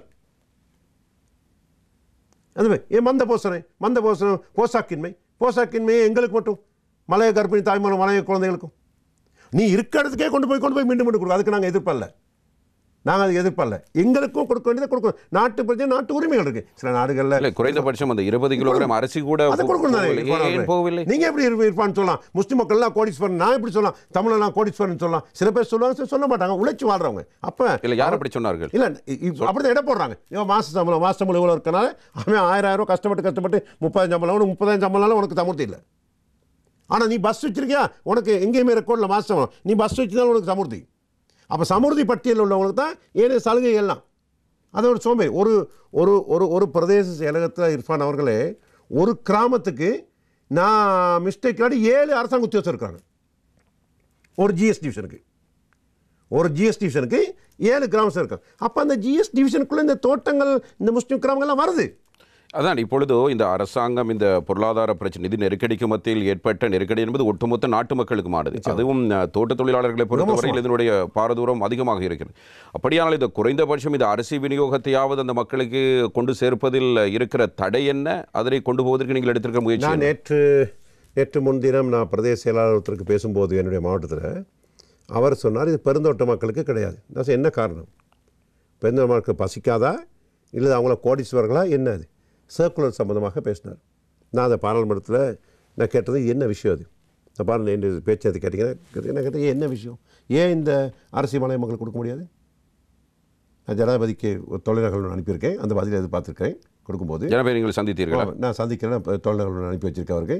இந்த பாகிஸ்தான் நேற்று வரல பார்லிமெண்ட் பேசுறதுக்கு, நான் அவர் கண்டு பேச இருக்கேன். நேரடியாக கேட்குறேன், இது இந்த நாட்டில் இந்த பிரிவு தான் பாரிய பிரச்சனை. அதான் நான் எனக்கு புரியலானு ஒரு பொதுவான ஒரு தேசிய கொள்கை நாட்டில் இருக்குதுன்னு சொன்னால் ஒரு பொதுவான தீர்மானம் வரும்போது அந்த தீர்மானத்துக்கு உண்மையாக பாதிக்கப்பட்டவர்களுக்கு வழங்கல எந்தமான பிரச்சனை கிடையாது. இது நாங்கள் கொடுக்குறோன்னு சொல்லி கொண்டு போய் பாதிக்கப்பட்டவர்களை விட்டுட்டு வசதியாக உள்ளவருக்கு கொடுக்கும்போது ஒரு பாரிய அநீதி ஏற்படுது. அதனால் அந்த மக்கள் மனசில் வேதனைகள் பிரச்சனைகள் ஏற்படுது. ஆக இந்த பிரச்சனை திரும்பியும் உருவாக்கணுமா? இந்த நிலைமையில் எத்தனை லட்சம் குடும்பங்கள் இருக்கிறார்கள் தற்போது இருக்கிற சூழ்நிலையில் இந்த நிதி நெருக்கடிக்கு பிறகான காலப்பகுதிக்குள்? இல்லை, இப்போ நான் சொன்னபோது மலையக பருந்தோட்ட மக்களுடைய தோட்டத்தில் வேலை செய்கிறவங்க மட்டும் எங்களை பார்க்க முடியாது. இன்றைக்கி நடுத்தரத்தில் உள்ளவங்க, வேலை இல்லாதவர்கள், இப்படியெல்லாம் நிறைய பேர் இருக்கிறாங்க. அப்போ இப்படி இருக்கும்போது நாங்கள் எங்களுடைய 10 மாவட்டங்கள் நான் சொல்லியிருந்தேனே, இந்த 10 மாவட்டங்கள் மொன்றாகல, பதுல்ல, கண்டி, நுவரலிய, மாத்தலை, கேகால, ரத்னபுரம், களுத்துறை, கோல் மாத்திரை. இந்த மாத்திரை தெனியாக வருது, நாக்கியாதிரின்னு சொல்லி பெரிய குரூப் ஒன்று வருது காலியில். இந்த தோட்டங்கள் தான் அப்படி. அப்போ இது அவ்வளோத்தையும் நீங்கள் எடுத்து வவுனியாவில் உள்ள 1,30,000 எடுத்திங்கன்னா நாங்கள் 15 லட்சத்துக்கும் 14 லட்சத்துக்கும் இடைப்பட்ட மக்கள் வாக்காளர் மாத்திரம். நீ சிறுவர்லாம் சேர்க்கும்போது 20 லட்சம் வந்துடும் இருக்கின்றார்கள். அப்போ இவங்களுக்கு ஒரு எம்பியை உருவாக்கக்கூடிய வாக்கு இல்லை, ஒரு மாகாண சபை உருவாக்கக்கூடிய வாக்கு இல்லை. ஆனால் அவங்க இப்போ அப்படி தான் திட்டமிட்டு தான் படம் தரை வாழ்கின்றார்கள், அப்படி ஒரு சூழ்நிலை. ஆனால் நுவர்லியால் எம்பி இருக்கிறாங்க, பதிலில் எம்பி இருக்கிறாங்க. கேகாலில் எங்களுக்கு இல்லை, ரத்தினபுரில் இல்லை, இங்கே இதெல்லாம் இல்லை. கொஞ்சம் வாக்கள் தான் வச்சுக்கோங்க. இப்போ அதே மாதிரி மதுரை மாவட்டம் எடுத்திங்கன்னு சொன்னால் மதுரை மாவட்டம் இருக்கின்ற கிட்டத்தட்ட 42,000 முஸ்லீம் வாக்கில் கிட்டத்தட்ட 10-20 தொழில் ரீதியில் வெளியே போயிட்டாங்க. அவங்களுக்கு ஒரு 25-27 வாக்குகள் இருக்குது முஸ்லீம். அந்த 27,000 வாக்கை வச்சு அவங்களுக்கு பாராளுமன்ற உருவாக்க முடியாது. ஆனால் நாங்கள் அவங்களோட இணைஞ்சிருக்கிறோம், அவங்களுக்கு பிரதித்துவப்படுத்துகிறோம். நாங்களும் பற்றி வேலை திட்டங்கள், அது எங்களோட ஒற்றுமையோடு நாங்கள் அந்த வேலை திட்டங்கள் நாங்கள் செய்து போகிறோம், அப்படி செய்து போகிறோம். நீங்கள் நூர்லா மாவட்டத்தை எடுத்திங்கன்னு சொன்னால் ஆப்கானிஸ்தான் ஒரு பிரிவுக்கு, ஆப்கானிஸ்தான் நூறுல முஸ்லீம் மக்கள் இருக்கிறாங்க. அப்போ அவங்களுக்கு இருக்க அந்த வாக்குகளை வைத்து அவங்களுக்கு முஸ்லீம் பாராளுமன்ற உறுப்பினர் கொண்டு முடியும். அப்போ அவங்களுக்கும் அங்கே தமிழ் உறுப்பினருக்கு ஒரு ஒற்றுமை ஒன்று வேணும். கண்டியில் நாங்கள் தமிழ் முஸ்லீம் மக்கள் இல்லை ஒற்றுமை உருவாக்கி அங்கே வேலுக்குமார் ரவுஃபக்கீம் சாரோடு சேர்ந்து அவங்க அந்த டீம் அப்படி வரும். அதே மாதிரி இந்த வேலை திட்டங்களை என்னுடைய கேள்வி இப்போது நிதி நெருக்கடிக்கும் மத்தியில் இருக்கிற, அதாவது தோட்ட தொழிலாளர் சம்பள பிரச்சனைக்கு முந்தைய காலப்பகுதி அல்ல, இப்போது இருக்கிற நிதி நெருக்கடி நிலைமைக்கு மத்தியில் எப்படியும் தோட்ட தொழிலாளர்கள் உள்ளடக்கப்படுவார்கள். 1000 ரூபாய் சம்பளத்துக்காக போராடி அத்தனை பேரும் அதில் உள்ளடக்கப்படுவார்கள். இப்படியாக நீங்கள் ஜனாதிபதி சந்தித்து பேசுகின்ற பொழுது சரியான தரவுகள் இருந்தால், சார் இவ்வளவு பேர் இல்லை, நீங்கள் நினைப்பது போன்று 10-15 லட்சம் பேருக்கு கொடுக்க தேவையில்லை, ஒரு 2 லட்சம் அல்லது ஒரு 3 லட்சம் என்கிற ஒரு கணக்கெடுப்பு உங்களிடம் இருக்கிறது. எத்தனை பேர் பாதிக்கப்பட்ட பிரதேச இல்லங்கள் தோறும் இதனை நீங்கள் தெரிந்து வைத்திருக்கிறீர்களா? 1,47,448 1,44,478 பேருடைய பட்டியலும் அந்த ஸ்டாட்டிஸ்டிக்ஸ் புள்ளர்கள் தோற்றதில் ஜிஎஸ் பதிவுகள் ரீதியில் நாங்கள் தயாரித்து வச்சுருக்கோம். அவர்களுக்கு அந்த நீங்கள் கிராமங்களுக்கு அந்த பிரதேசம் கொடுக்கும்போது, கிராம சபை கொடுக்கும்போது இவங்களை உள்ளடக்கிட்டாலே போதும். அதுதான் அரசாங்கத்துக்கு ஏதேனும் வழி இருக்கிறது அது கொடுப்பது? சிம்பிள். ஏன் செய்யாமல் இருக்கிறது? இப்போ இப்படி ஒரு பிரச்சனை தானே. இந்த ஆண்டை வரம் கொடுத்து பூசாரி வரம் கொடுக்காத மாதிரிக்கு அரசாங்கத்திலேருந்து ஒரு பிரச்சனை அங்கே போன பிற்பாடு, செயலாட்டத்தை அங்கே போன பிற்பாடு சமுர்த்தி உத்தியோகத்தெல்லாம் ஒரு அரசாங்கத்தால் நியமித்தவங்களாக இருப்பாங்க, பெரும்பான்மை இனத்தவங்களாக இருப்பாங்க. ஒரு சில தோட்டங்களுக்கு போகிறதே இல்லை. ஒரு ஜிஎஸ்டிசனுக்கு 7 அரசாங்க உத்தியோகஸ்தர் பிரதேச செயலகத்தில் இருக்கிறதாக இருந்தால் அங்கே ஏன் தோட்டம்னு பிரிக்கிறாங்கன்னு நான் இதை ஜனாதிபதிட்ட கேட்டேன், பாராளுமன்றத்தை கேட்டேன். இந்த பெருந்தோட்ட கம்பெனிகளோட மேனேஜ்மெண்ட்டை மட்டும் நீங்கள் லீஸுக்கு கொடுத்தீங்கன்னா அங்கே மக்களை சேர்த்து. இந்த 20 கிலோகிராம் அரிசி யாருடைய நிதியுதவியின் கீழ் வழங்கி வைக்கப்படுகிறது? அரசாங்கத்தினுடைய அவங்க ஒரு ஜெனரல் எடுத்த டிசிஷன் ஒன்று, உலக வங்கி உலக வங்கியோட ஆதாரத்தோட இவங்க ஜனாதிபதி அங்கே எடுத்து இடத்துல செய்து கொடுக்குறாங்க. இது நல்ல வேலை திட்டம். இந்த காலகட்டத்தில் பகுதி மக்களுக்கு போக வேண்டும், அதுவல்ல பிரச்சனை. இப்பொழுதோ இந்த ஒரு வேலை திட்டம் கிடைத்தால் தான் நாளைக்கு இப்படி ஒரு பிரச்சனை வந்தாலும் அப்போது கொடுத்தார்கள், இப்போதும் கொடுங்கள் என்று நாங்கள் கோரிக்கை வைக்கிறோம். நிச்சயமா. எனவே எது கிடைக்கிறது எது கிடைக்க மாட்டேங்கிறது எங்களுக்கே தெரியாது. ஒரு சமுர்த்தியை எடுத்துக்கொண்டாலும் அவ்வாறு ஒரு நிலைமை தான் காணப்படுகிறது. இப்படியான நிலைமையில் அவர்களை வலியுறுத்துகின்ற வகையில் அல்லது அவர்களுடைய கவனத்தை ஈர்க்கின்ற வகையில் ஏன் இதனை அடுத்த கட்டத்துக்கு கொண்டு செல்லாமல் இருக்கிறது? இப்போ இன்னும் அப்கண்ட்ரிக்கு சரியாக அந்த பட்டுவாடை வேலை திட்டத்துக்கு வரலை. ஒரு சில ஏரியா நூறு மாவட்டத்தை ஒரு சில ஏரியா செய்திருக்காங்கன்னு நினைக்கிறேன். இன்னும் அந்த பிரதேசம் வரல. நானாக மதுரை மாவட்டத்தை பொறுத்தவரையில் இன்னும் ரத்னபுரி கேகால பிரதித்துவம் இல்லாத பிரதேசங்களை நான் உன்னிப்பாக அவதானித்து கொண்டு வரேன். அந்த செயற்பாட்டில் நான் நேரடியாக ஈடுபடுத்திக் கொள்வேன். ஏன்னா ஒன்று அவங்க செய்யணும், இல்லை நாங்கள் செய்விக்கணும். ஒன்று அவங்க முறையாக செய்யணும், இல்லை நாங்கள் செய்விக்கணும். அதில் பாரபட்சம் ஏற்படும் போது நீங்கள் சொன்ன மாதிரி ஏனைய விடயங்களும் கூட ஒதுக்கப்பட்டுரும். இன்றைக்கி சமுர்தி லிஸ்ட்டை வச்சுக்கிட்டு தானே அவங்களோட வேலை திட்டங்களை செய்து கொண்டு போகிறாங்க.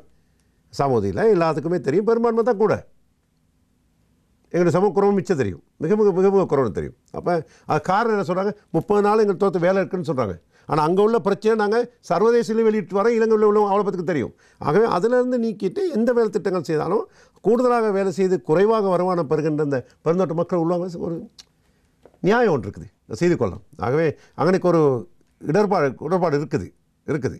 அதான் இந்த இனவாத தன்மையும் எல்லாத்தையும் இனவாதம் என்ன சொல்ல, சிலருடைய இனவாத தன்மையும் அந்த காழ்ப்புணர்ச்சியிலிருந்து வெளிப்பட்டு மனிதாபத்துடன் செயற்படும் போது எங்களுக்கு இந்த வெற்றி அடிச்சுக்கலாம்.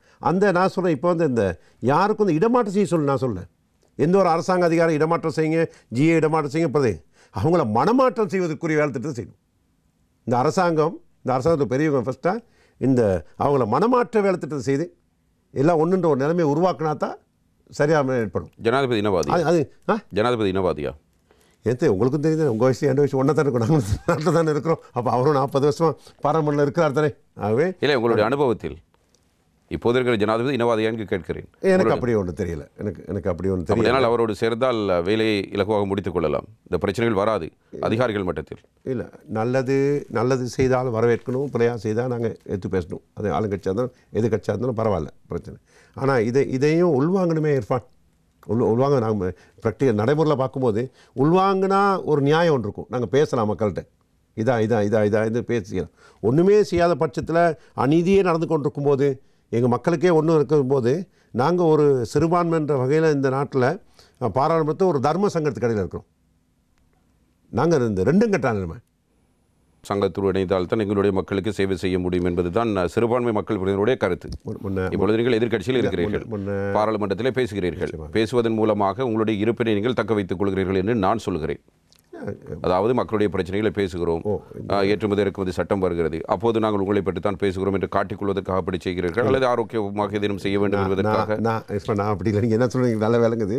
நான் அப்படி இல்லை. வடிவ சுவேஷ்டாக தொப்புள் கூட உறவுக்கு தெரியல யாருன்னு நான் அப்படி செய்ய மாட்டேன்.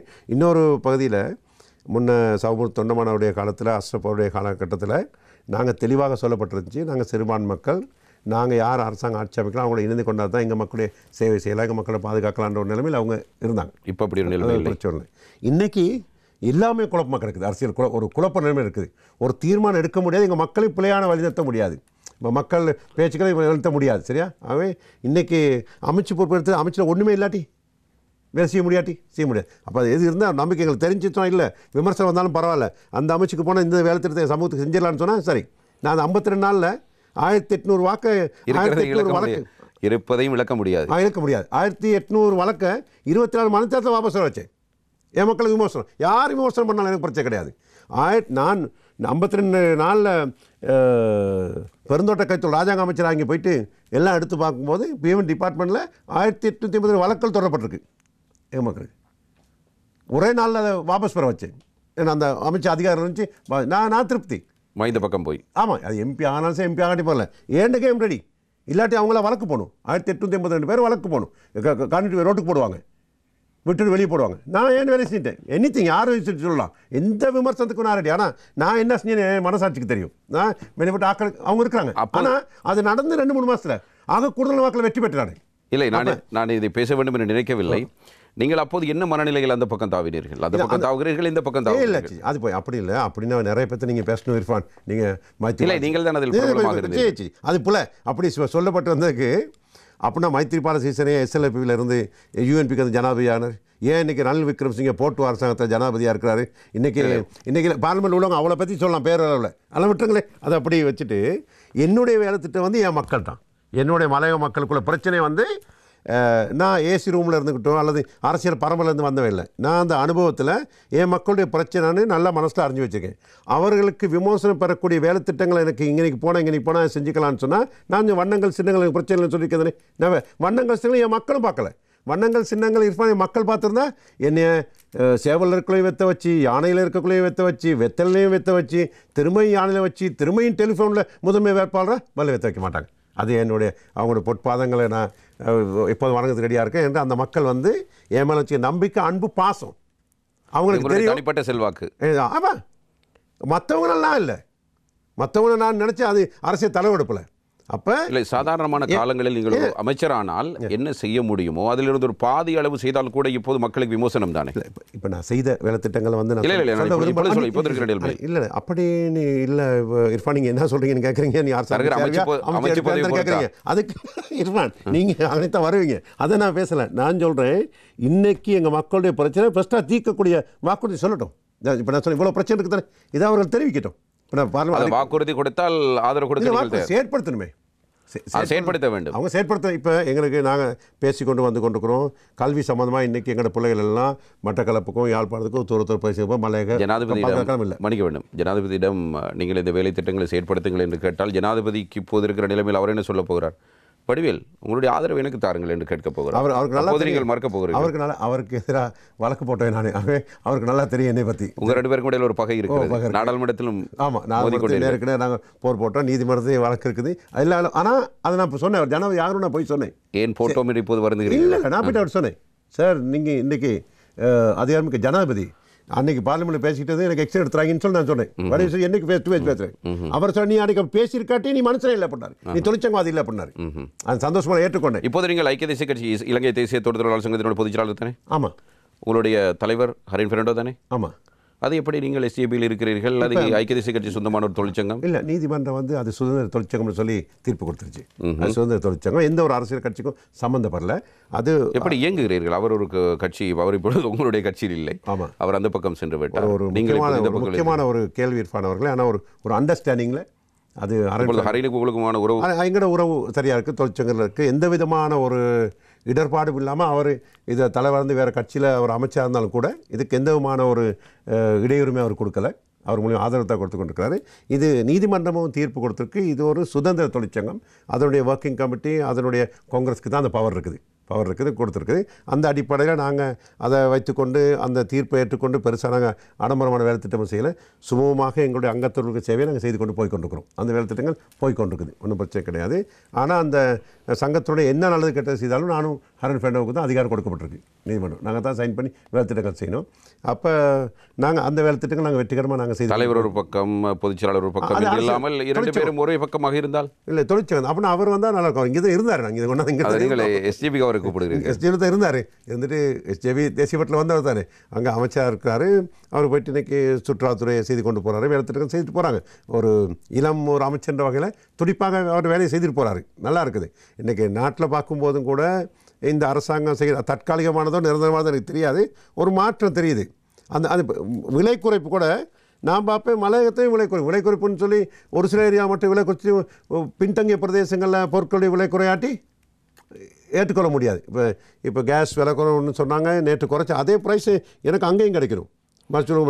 அதிலும் பிரச்சனை இருக்கிறது. முதலாளிமாருடைய பிரச்சனை, அத்தியாவசிய பொருட்கள் அதுக்கு இப்போ டிபார்ட்மெண்ட்ஸ் இருக்குது தானே, சூப்பர்வைஸ் பண்ணிக்கொள்ள. அப்போ அத்தியாவசிய பொருட்களுடைய விலை குறைவு அவர்களுக்கு அழுத்தம் ஏற்படுத்தணும். நிச்சயமாக அதை செய்யணும். அதையும் நாங்கள் எதிர்பார்த்து கொண்டு இருக்கிறோம். எதிர்காலத்தில் நாங்கள் வந்து எங்களுடைய மக்களுடைய இருப்பையும் உறுதிப்படுத்தி கொண்டு அவருடைய தொழில் பாதுகாப்பையும் செய்து கொண்டு சமூக பாதுகாப்பு, IMF ஒரு கண்டிஷனில் நான் அறிந்தேன், சமூக பாதுகாப்பு சம்பந்தமாக கூறப்பட்டிருக்கிறோம். ஆகவே சமூக பாதுகாப்பு என்கின்ற போது நான் சமூகமாக இருப்பேன். உங்களுக்கு தெரியும், மலைய மக்கள் சார்பாக நாங்கள் முழுமையாக வெற்றி அடையக்கூடியதும் இல்லை, முழுமையாக சந்தோஷப்படக்கூடியதும் இல்லை, முழுமையாக நாங்கள் எதையும் அடைஞ்சிடும் சொன்னதும் இல்லை. ஆனால் இந்த இருப்பை தக்க வைத்துக்கொண்டு போராட்டம் மூலமாக சரி அல்லது அகிம்சையில் சரி இதனை மீண்டும் நிலைநாட்டிக்கொள்ள வேண்டிய அவசியம். அதைத்தானே விற்கிறீங்களா, அதனை வைக்கிறாங்கல்ல, வடகிழக்குலையும் வைக்கிறாங்கல்ல, மனத்தை கொடுறாங்கல்ல, ஊடுருவல் இருந்துக்கிட்டு தான் இருக்குது. இந்த நிமிஷமும் பெருந்தோட்ட காணிகள் அபகரிப்பு, காணிகள் உள்புகுந்து இன்றைக்கி நம்மளுக்கு பிரதேசத்தில் பிரச்சனை இருக்குது. நம்மளுக்கு இந்த தோட்டங்கள் கிட்ட 50-60 ஏக்கர் இன்றைக்கி பகிஷ்கரிச்சிட்டாங்க. அரசாங்கமும் இராணுவ முகாம் அதை போட்டு பகிஷ்கரிக்க பார்க்குது, வெளியாட்களும் வந்து அங்கே பகிஷ்கரிக்க பார்க்குறாங்க, தென் மாகாணத்துலேருந்து பகிஷ்கரிக்கிறாங்க. அப்போ அந்த மாதிரி வேலை திட்டம் நடந்து கொண்டிருக்கு. அப்போ அதுக்கு கூடுமான வரைக்கும் என்னுடைய அறிவுக்கும் சக்திக்கு ஏற்றவர்கள் நான் தடுத்து நிறுத்தியிருக்கேன். அது என் மக்களுக்கு தெரியும், தடுத்து நிறுத்தி வந்து கொடுத்தாங்க. இதை செய்து கொள்ளும். ஆனால் இதற்கு அப்பால் எதிர்காலத்தில் வர வேண்டிய பிரச்சனைகளுக்கு மூங்கொடுக்கங்களை நாங்கள் தயார் செய்து கொள்ள வேண்டும்.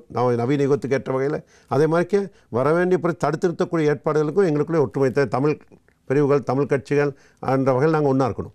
ஒன்றா இருந்தோம்னா இதை விட நிறைய விஷயம். தமிழ் பேசக்கூடிய வடகிழக்கு முஸ்லீம் மலையகன்ற தமிழ் மக்கள் நம்ம எல்லாம் ஒன்றா வந்து சேர்ந்துட்டோம்னு சொன்னால் நான் இன்றைக்கி இருக்கிற நிலைமையில் அரசியல் நிலைமையில் ஒரு பாரி சக்தியாக இருக்கும். அது என்னை பெருந்தலைவர்களை முயற்சி செய்யணும். அப்படி ஒரு மேடை அமைச்சா வடிவ போயிட்டு நான் அந்த மேடையில் ஏறுவேன், அடிக்கடி சொல்வேன். அதே மாதிரி இது பெருந்தோட்ட மக்களுடைய சம்பள பிரச்சனைகள், பெருந்தோட்ட மக்களுடைய உரிமைகள் சம்பந்தமாக மலையத்திற்கின்ற அனைத்து தொழிற்சங்கங்களும் அனைத்து பாராளுமன்ற உறுப்பினர்களும் ஒன்றா சேரணும். ஒன்றா சேர்ந்து இப்போ கிட்ட வருது எங்களுக்கு சம்பள நிர்ணய சபை மூலமாக சம்பளத்தை பேச சொல்லியிருக்கும். பேரதனிய பல்கலைக்கழகம் இன்றைக்கி சாதாரண ஒரு குடும்பத்தினுடைய வாழ்க்கை செலவு 3250 ரூபான்னு சொல்லியிருக்காங்க. அப்போ அதுக்குரிய வேலை திட்டங்கள் நாங்கள் செய்துக்கணும்.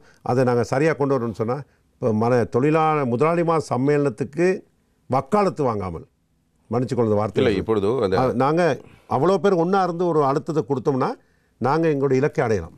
எனக்கு ஒரு விடயம் உங்களுடைய நேர்காணலில் தெளிவாக தெரிகிறது. இதற்கு ஆளும் தலைவர்களோ அல்லது முதலாளிமார் சம்மேளனத்தையும் தாண்டி மலையக மக்கள் பிரதிநிதிகள் தொழிற்சங்கவாதிகளும் இந்த சம்பளம் கிடைக்காமல் இருப்பதற்கு ஏதோ ஒரு வகையில் காரணியாக இருக்கிறார்கள் என்பது தெளிவாக தெரிகிறது. இருக்கலாம். நீங்கள் சொல்கிறது ஏற்கனவே சில ஒரு அரசியல் தொழிற்சங்க வங்குறுத்து நிலைமையில் இதை சந்தர்ப்பமாக பயன்படுத்திக்கலாம் தானே. நாளைக்கு போய் நாங்கள் ஒரு சம்பள ஒரு தொகையை நிர்ணயிச்சுட்டு வந்தோம்னு சொன்னால் எளிய விமர்சனங்கள் ஏற்படும், மக்கள் மற்ற விமர்சனங்களை போகும். அப்போ அதை விட மிச்ச நேசம் அவ்வளோ பேர் ஒன்றா சேர்ந்து பேசி வாத விவாதங்கள்லாம் செய்து இன்னைய வாழ்க்கை செலவு கேட்ட இந்த தொகைத்தான்னு சொல்கிறாங்க, எல்லாம் சேர்ந்து ஃபிக்ஸ் பண்ணிட்டோம்னா அந்த தொகையை ஃபிக்ஸ் பண்ணலாம். அதை போய்ட்டு பேசுறதுக்கு நான் ரெடியாக இருக்கிறேன். நீங்கள் ரெடி, நீங்கள் அழைத்தீர்கள், நீங்கள் பேச்சுவார்த்தை நடத்தியிருக்கிறீர்கள். ஆனால் ஒரு சிலர் இதற்கு உடன்பட்டு வரவில்லை என்பது உங்களுடைய குற்றச்சாட்டு. அவர்களை மக்கள் மத்தியில் முன் நீங்கள் அம்பலப்படுத்த விரும்பவில்லை. அப்படி செய்து அதற்கு தடையாக இருப்பவர்களை அப்படி பிரிஞ்சிருந்தால் கூட பரவாயில்ல இர்ஃபான். வேறு ஏதாவது சாதனை செய்து அந்த மக்களுடைய எதிர்பார்ப்புகளை செய்திருந்தாலும் சொன்னால் அதுக்கு நாங்களும் சேர்ந்து சப்போர்ட் பண்ணலாம். யாரோ செய்தானே வேணும். இப்போ அது முடிஞ்ச கதை ஒன்று இல்லை. மக்கள் தெரிந்து கொள்ள வேண்டும் யார் நமக்குள் இருக்கிற அந்த கருப்பு ஆடு யார் என்பதை மக்கள் தெரிந்து கொள்ள வேண்டும். பகிரங்கமாக தான் அந்த பேச்சுவார்த்தை நாங்கள் செய்திருந்தோம். இல்லை கூட நடந்தது யார் என்பது எங்களுக்கும் தெரியாது, மக்களுக்கும் தெரியாது. இர்ஃபான், இன்னைக்கு நாங்கள் முன்னுக்கு நீங்கள் கேட்டதுக்கு திரும்ப ரிவர்ஸில் வரேன். 15 லட்சம் கையில் 7.5% இந்த 2 கோடி மக்கள்கிட்ட 2 கோடி மக்களத்தில் விகிதாசப்படி 7.5 வீதம். 7.5% சொன்னால் இந்த பாராளுமன்றத்தில் இருக்கிற 225 சீட்டில் நாங்கள் 16 பேர் இருக்கணும். 75னா 16 பேர் இருக்கணும். நாங்கள் இருக்கிற 9 பேர் தான். 7 பேரை தாரவார்த்து கொடுத்துட்டு இங்கே நம்ம பேசிக்கிட்டு இருக்கோம். பாராளுமன்றத்தில் நம்ம 9 பேர் தான் இருக்கிறோம், 16 பேர் இருக்கலாம். 7.5%. அப்போ ஏதோ ஒரு வழியில் மற்ற எம்பியெல்லாம் எடுத்து இந்த நாம் ஒன்று சொன்ன மாதிரி நம்ம பிரதிநிதித்து உருவாக்க முடியாத ஒரு பிரதேசத்துக்கு தேசிய பட்டியல் கொடுத்து போய் வந்துருக்கலாம். எங்களோட ஒற்றுமை இல்லாத காரணம் நாங்கள் ஏற்றுக்கொள்ளத்தானே வேணும். அப்போ மீண்டும் இப்போ யாருக்கும் விரல் நீட்டி எதுவும் சொல்கிற அளவுக்கு என்னுடைய மனசாட்சி இடம் கொடுக்கவில்லை. நம்ம விமர்சனம் அரசியல்வாதிகளிடத்திலும் பிரச்சனை இருக்கிறது. ஆகவே நான் சொல்கிறேன், தயவு செய்து இது ஒரு நல்ல சந்தர்ப்பம், காலங்கள் வந்திருக்குது. இன்றைக்கி அவ்வளோ பேர் ஒன்றா சேர்ந்து ஒரு மேசையின் கீழ் வந்து இந்த சம்பளத்தையும் நம்ம நிர்ணயிச்சு இதான் சம்பளம் இவ்வளோ வாங்கி கொடுக்கலான்றதை நம்ம ஊடகம் மூலமாக மக்களுக்கு தெரிவிச்சுட்டு அந்த தொகையை முதல் மாத சம்பளத்தை கொண்டு போய் மக்களுக்கு பெற்றுக்கொள்ளக்கூடிய வகை செய்தோம்னு சொன்னால் பாரிய வெற்றி. அதே மாதிரிக்கே ஏனைய பொது பிரச்சனைகள் நம்மளாம் ஒன்று சேர்ந்துடலாம். தொழிற்சங்க துண்டாக இருக்கலாம், அரசியல் துண்டாக இருக்கலாம், ஓட் கேட்டுக்கலாம், வேணுங்கிற சின்னத்தில் எதாக இருக்கலாம். ஆனால் பொது பிரச்சனையில் எங்களுக்குடைய நான் பெரிய நீ பெரியவேன்னு சொல்லி இல்லாமல் நம்ம பொது வந்தோம்னு சொன்னால் சமூகம் முழுமையாக எங்களை ஏற்றுக்கொள்ளுன்ற ஒரு நம்பிக்கை முழுமையாக இருக்குது. அந்த நிலைமையை நம்ம வரணும். அதுக்கு அப்பால் தேசிய ரீதியில் வடகிழக்கு மற்றும் மலையத்தை சேர்ந்த தமிழ் முஸ்லிம் மக்கள்லாம் ஒரு அணியில் சேரணும். இன்றைக்கி அது காலத்தின் கட்டாயம். அது இல்லை, அது உங்களுடைய எண்ணம் அவா, அதுதான் சிறுபான்மை மக்களை பொறுத்தவரையில் வடகிழக்கு நாங்கள் பேசுவோம், அவங்க எங்களுக்கு பேசுவாங்க, நல்லாயிருக்கும் எங்களுக்கு அந்த வேலை திட்டங்கள் செய்தால். இப்போ நம்ம தமிழ் முஸ்லீம் மக்கள் வகையில் நாங்கள் எல்லாம் பிரிஞ்சிருக்கிறோம். நீங்கள் நினைக்கிறது கண்டி மாவட்டத்தில் தமிழ் முஸ்லீம் மக்கள் ஒன்று சேர்ந்த சக்தியை கடந்த தேர்தல் முடிவுகள் நாங்கள் காணக்கூடியதாக இருந்தது. இன்றைக்கி வடக்கில் வவுனியாவில் இருக்கின்ற 132,000 மக்கள், நீங்கள் மட்டக்களப்புக்கு போனீங்கன்னா புல்லுமலையிலேருந்து கரடியனார் எல்லாம் மலைய மக்கள் தான் அங்கே இருக்காங்க. அங்கே உள்ள அந்த வேலை திட்டங்கள் அப்படியெல்லாம் செய்யும்போது ஒரு ஒன்றுபட்ட சக்தியாக இருக்கலாம். ஒன்று அது யாருக்கும் நாங்கள் வேறொரு தீவிரவாத செயற்பாட்டுக்கல்ல, எங்கள் சமூகத்தை பாதுகாத்துக் கொள்வதற்கு சமூகத்தை நன்மை கருதி ஒரு பொதுவான வேலை திட்டங்களுக்கு நாங்கள் வேலை திட்டங்கள் செய்யலாம்.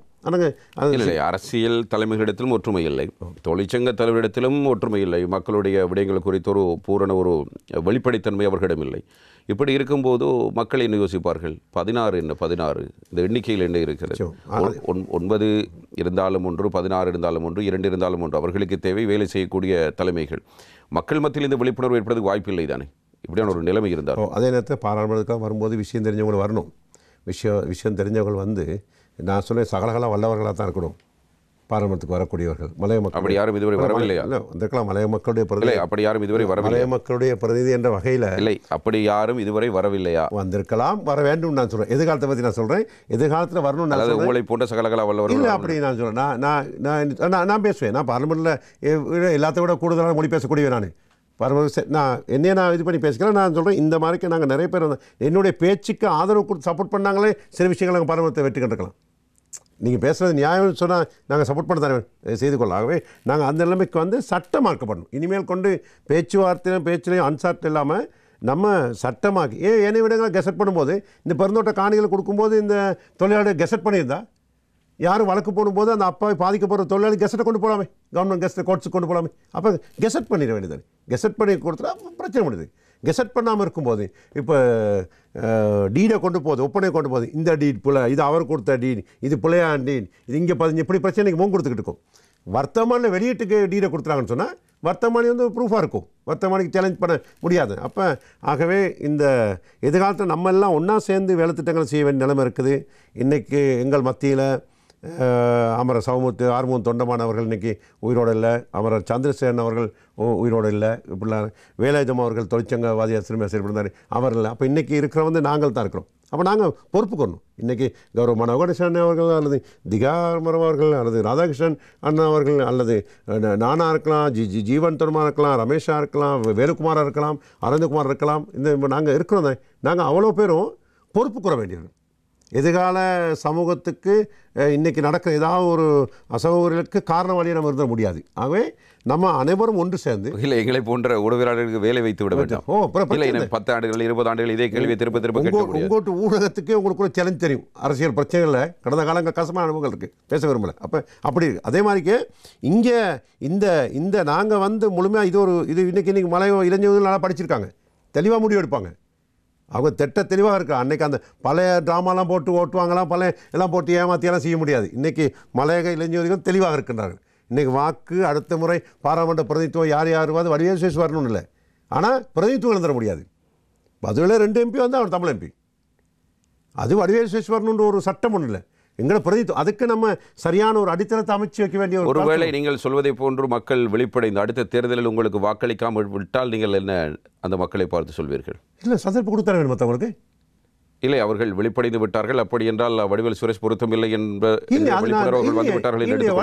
ஓட்டு கேட்கறதுக்கு முன்னுக்கே நான் கேட்பேன்.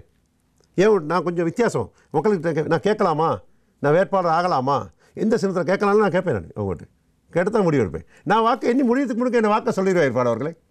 அடுத்த முறை என்ன சின்னம்? யானை. ஆனால் கச்சேரி இவ்வளோலாம் நடந்து கச்சேரியில் ஒரு கேம் அடிப்பாங்க.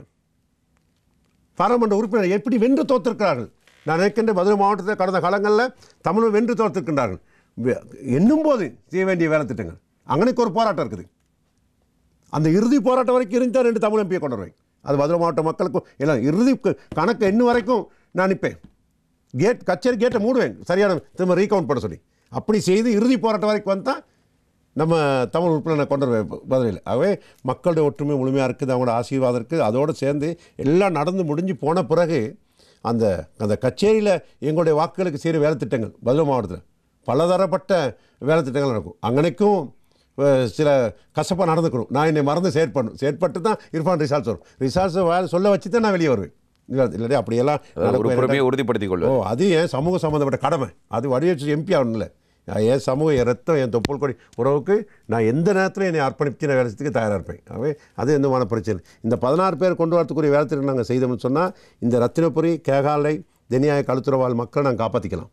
அவங்களுக்கு ஒரு பிரதிநிதித்துவம் அங்கே இருக்கும். இல்லை இருக்கிற 9 பேர் மக்களுடைய பிரச்சனையை திருத்தாலே தானாக 16 15 பேரோ வந்து விடலாம். அதை நம்ம செய்து கொள்ளணும். ஒன்றும் தப்பு இல்லை, யாரையும் குறை சொல்கிறதுக்கு இல்லை. எல்லாம் சேர்ந்து நிறைகுறைகள் இருந்தாலும் கூட திருந்திக்கிட்டு முன்னுக்கு வரக்கூடிய வாய்ப்பு சந்தர்ப்பம் இருக்குது. குறுகிய காலம் தேர்தல் வரக்கூடிய காலங்கள் முன்னுக்கு வந்துக்கிட்டு செய்து கொள்ளலாம். மாகாண சபை இல்லாமல் போயிடுச்சு. மாகாண சபை 13வது அரசியல் சட்டத்திட்டத்தில் வந்து இந்த அதிகார பரவலாக்கள் வந்து சிறுபான்மைக்கு தான் சான்ஸ். மாகாண சபை இல்லாட்டி சிறுபான்மைக்கு அங்கே பிரதிநிதித்துவம் இல்லை. இன்றைக்கி பிரதேசமே இல்லை. பிரதேச சபையிலையும் கூட சின்ன சின்ன கிராமங்களில் நம்மவர்கள் பிரதிநிதியாக இருப்பாங்க, ஏதாவது வேலை செய்துட்டு இருப்பாங்க. இன்றைக்கி அவங்களும் இல்லை, மாகாண சபை இல்லை. அப்போ இன்றைக்கி எல்லா ரெஸ்பான்ஸும் இருக்குது பார்லிமெண்ட்டுக்கு. இன்றைக்கி அதை சேர்த்து நம்ம செய்யணும். அந்த வேலை திட்டங்களை செய்ய வேண்டிய வேலை திட்டங்கள் இருக்குது. ஆகவே அது செஞ்சு நான் என் காவக்கார வேலையை இல்லை மக்களை செஞ்சுருப்பேன். இல்லை நீங்கள் இப்போது எஸ்ஜேபியில் இருக்கிறீர்களா? நான் இண்டிபெண்ட் நான் சொல்லிட்டு தானே, நான் வந்து இண்டிபெண்ட் இருக்கிறேன். நான் வந்து என் மக்களுக்கு ஒரு பிரதிநிதியாக பாராளுமன்றத்தில் இருக்கிறேன். எஸ்டிபியில் தான் நான் வெற்றி பெற்று வந்தேன். எஸ்டிபியில் ஒரு கசப்பான சம்பவம் எனக்கு நடந்துச்சு, எல்லாருக்கும் தெரிஞ்ச. அதை நாங்கள் பேசலாம். அப்படி நீங்கள் இண்டிபெண்டாக இருந்தால் ஏன் சில தினங்கள் முன்பு நடந்த சஜித் பிரேமதாசோட விருது பிரசாரத்துக்கு சென்றீர்கள்? இல்லை, அந்த விருது பிரசாரம் எதிர்கட்சியில் இல்லாத போனோம். எல்லாருக்கும் அழைப்பு இல்லை.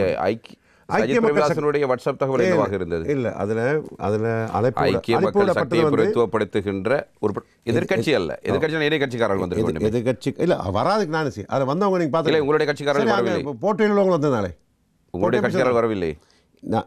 அது வந்து எதிர்கட்சியினுடைய காரியாலயத்தில் எதிர்கட்சி பாராளுமன்ற உறுப்பினர்கள் கொஞ்சம் புத்தாண்டு நிகழ்வு அந்த மெசேஜ் உங்களோட இருக்குது. புத்தாண்டு நிகழ்வுக்கு முன்பதாக நடந்த ஒரு நிகழ்வு, சரியா? ஆகவே அது வந்து எஸ்ஜேபி பார்ட்டி அல்ல. எஸ்ஜேபி பார்ட்டியில் மற்ற எஸ்ஜேபிக்கு உத்தியோகம் நான் ஒரு பதவி இல்லை. நான் எல்லாத்தையும் ராஜா பண்ணுறேன். எல்லாத்தையும் ராஜா பண்ணிவிட்டேன். நான் பார்லிமெண்ட்டில் வந்து தெரிவிச்சிட்டேன். நான் சொல்லிட்டேன், நான் வந்து இண்டிபெண்டாக நான் இருக்கிறேன்னு சொல்லி தெரிவிச்சேன். அப்போ நான் இன்றைக்கும் இண்டிபெண்டாக தான் இருக்கிறேன். அதுக்குரிய வேலை திட்டங்கள் வரதா இருந்தால் சஜித் பிரேமதாஸ் திரு மறுசுமைக்கு வரணும்.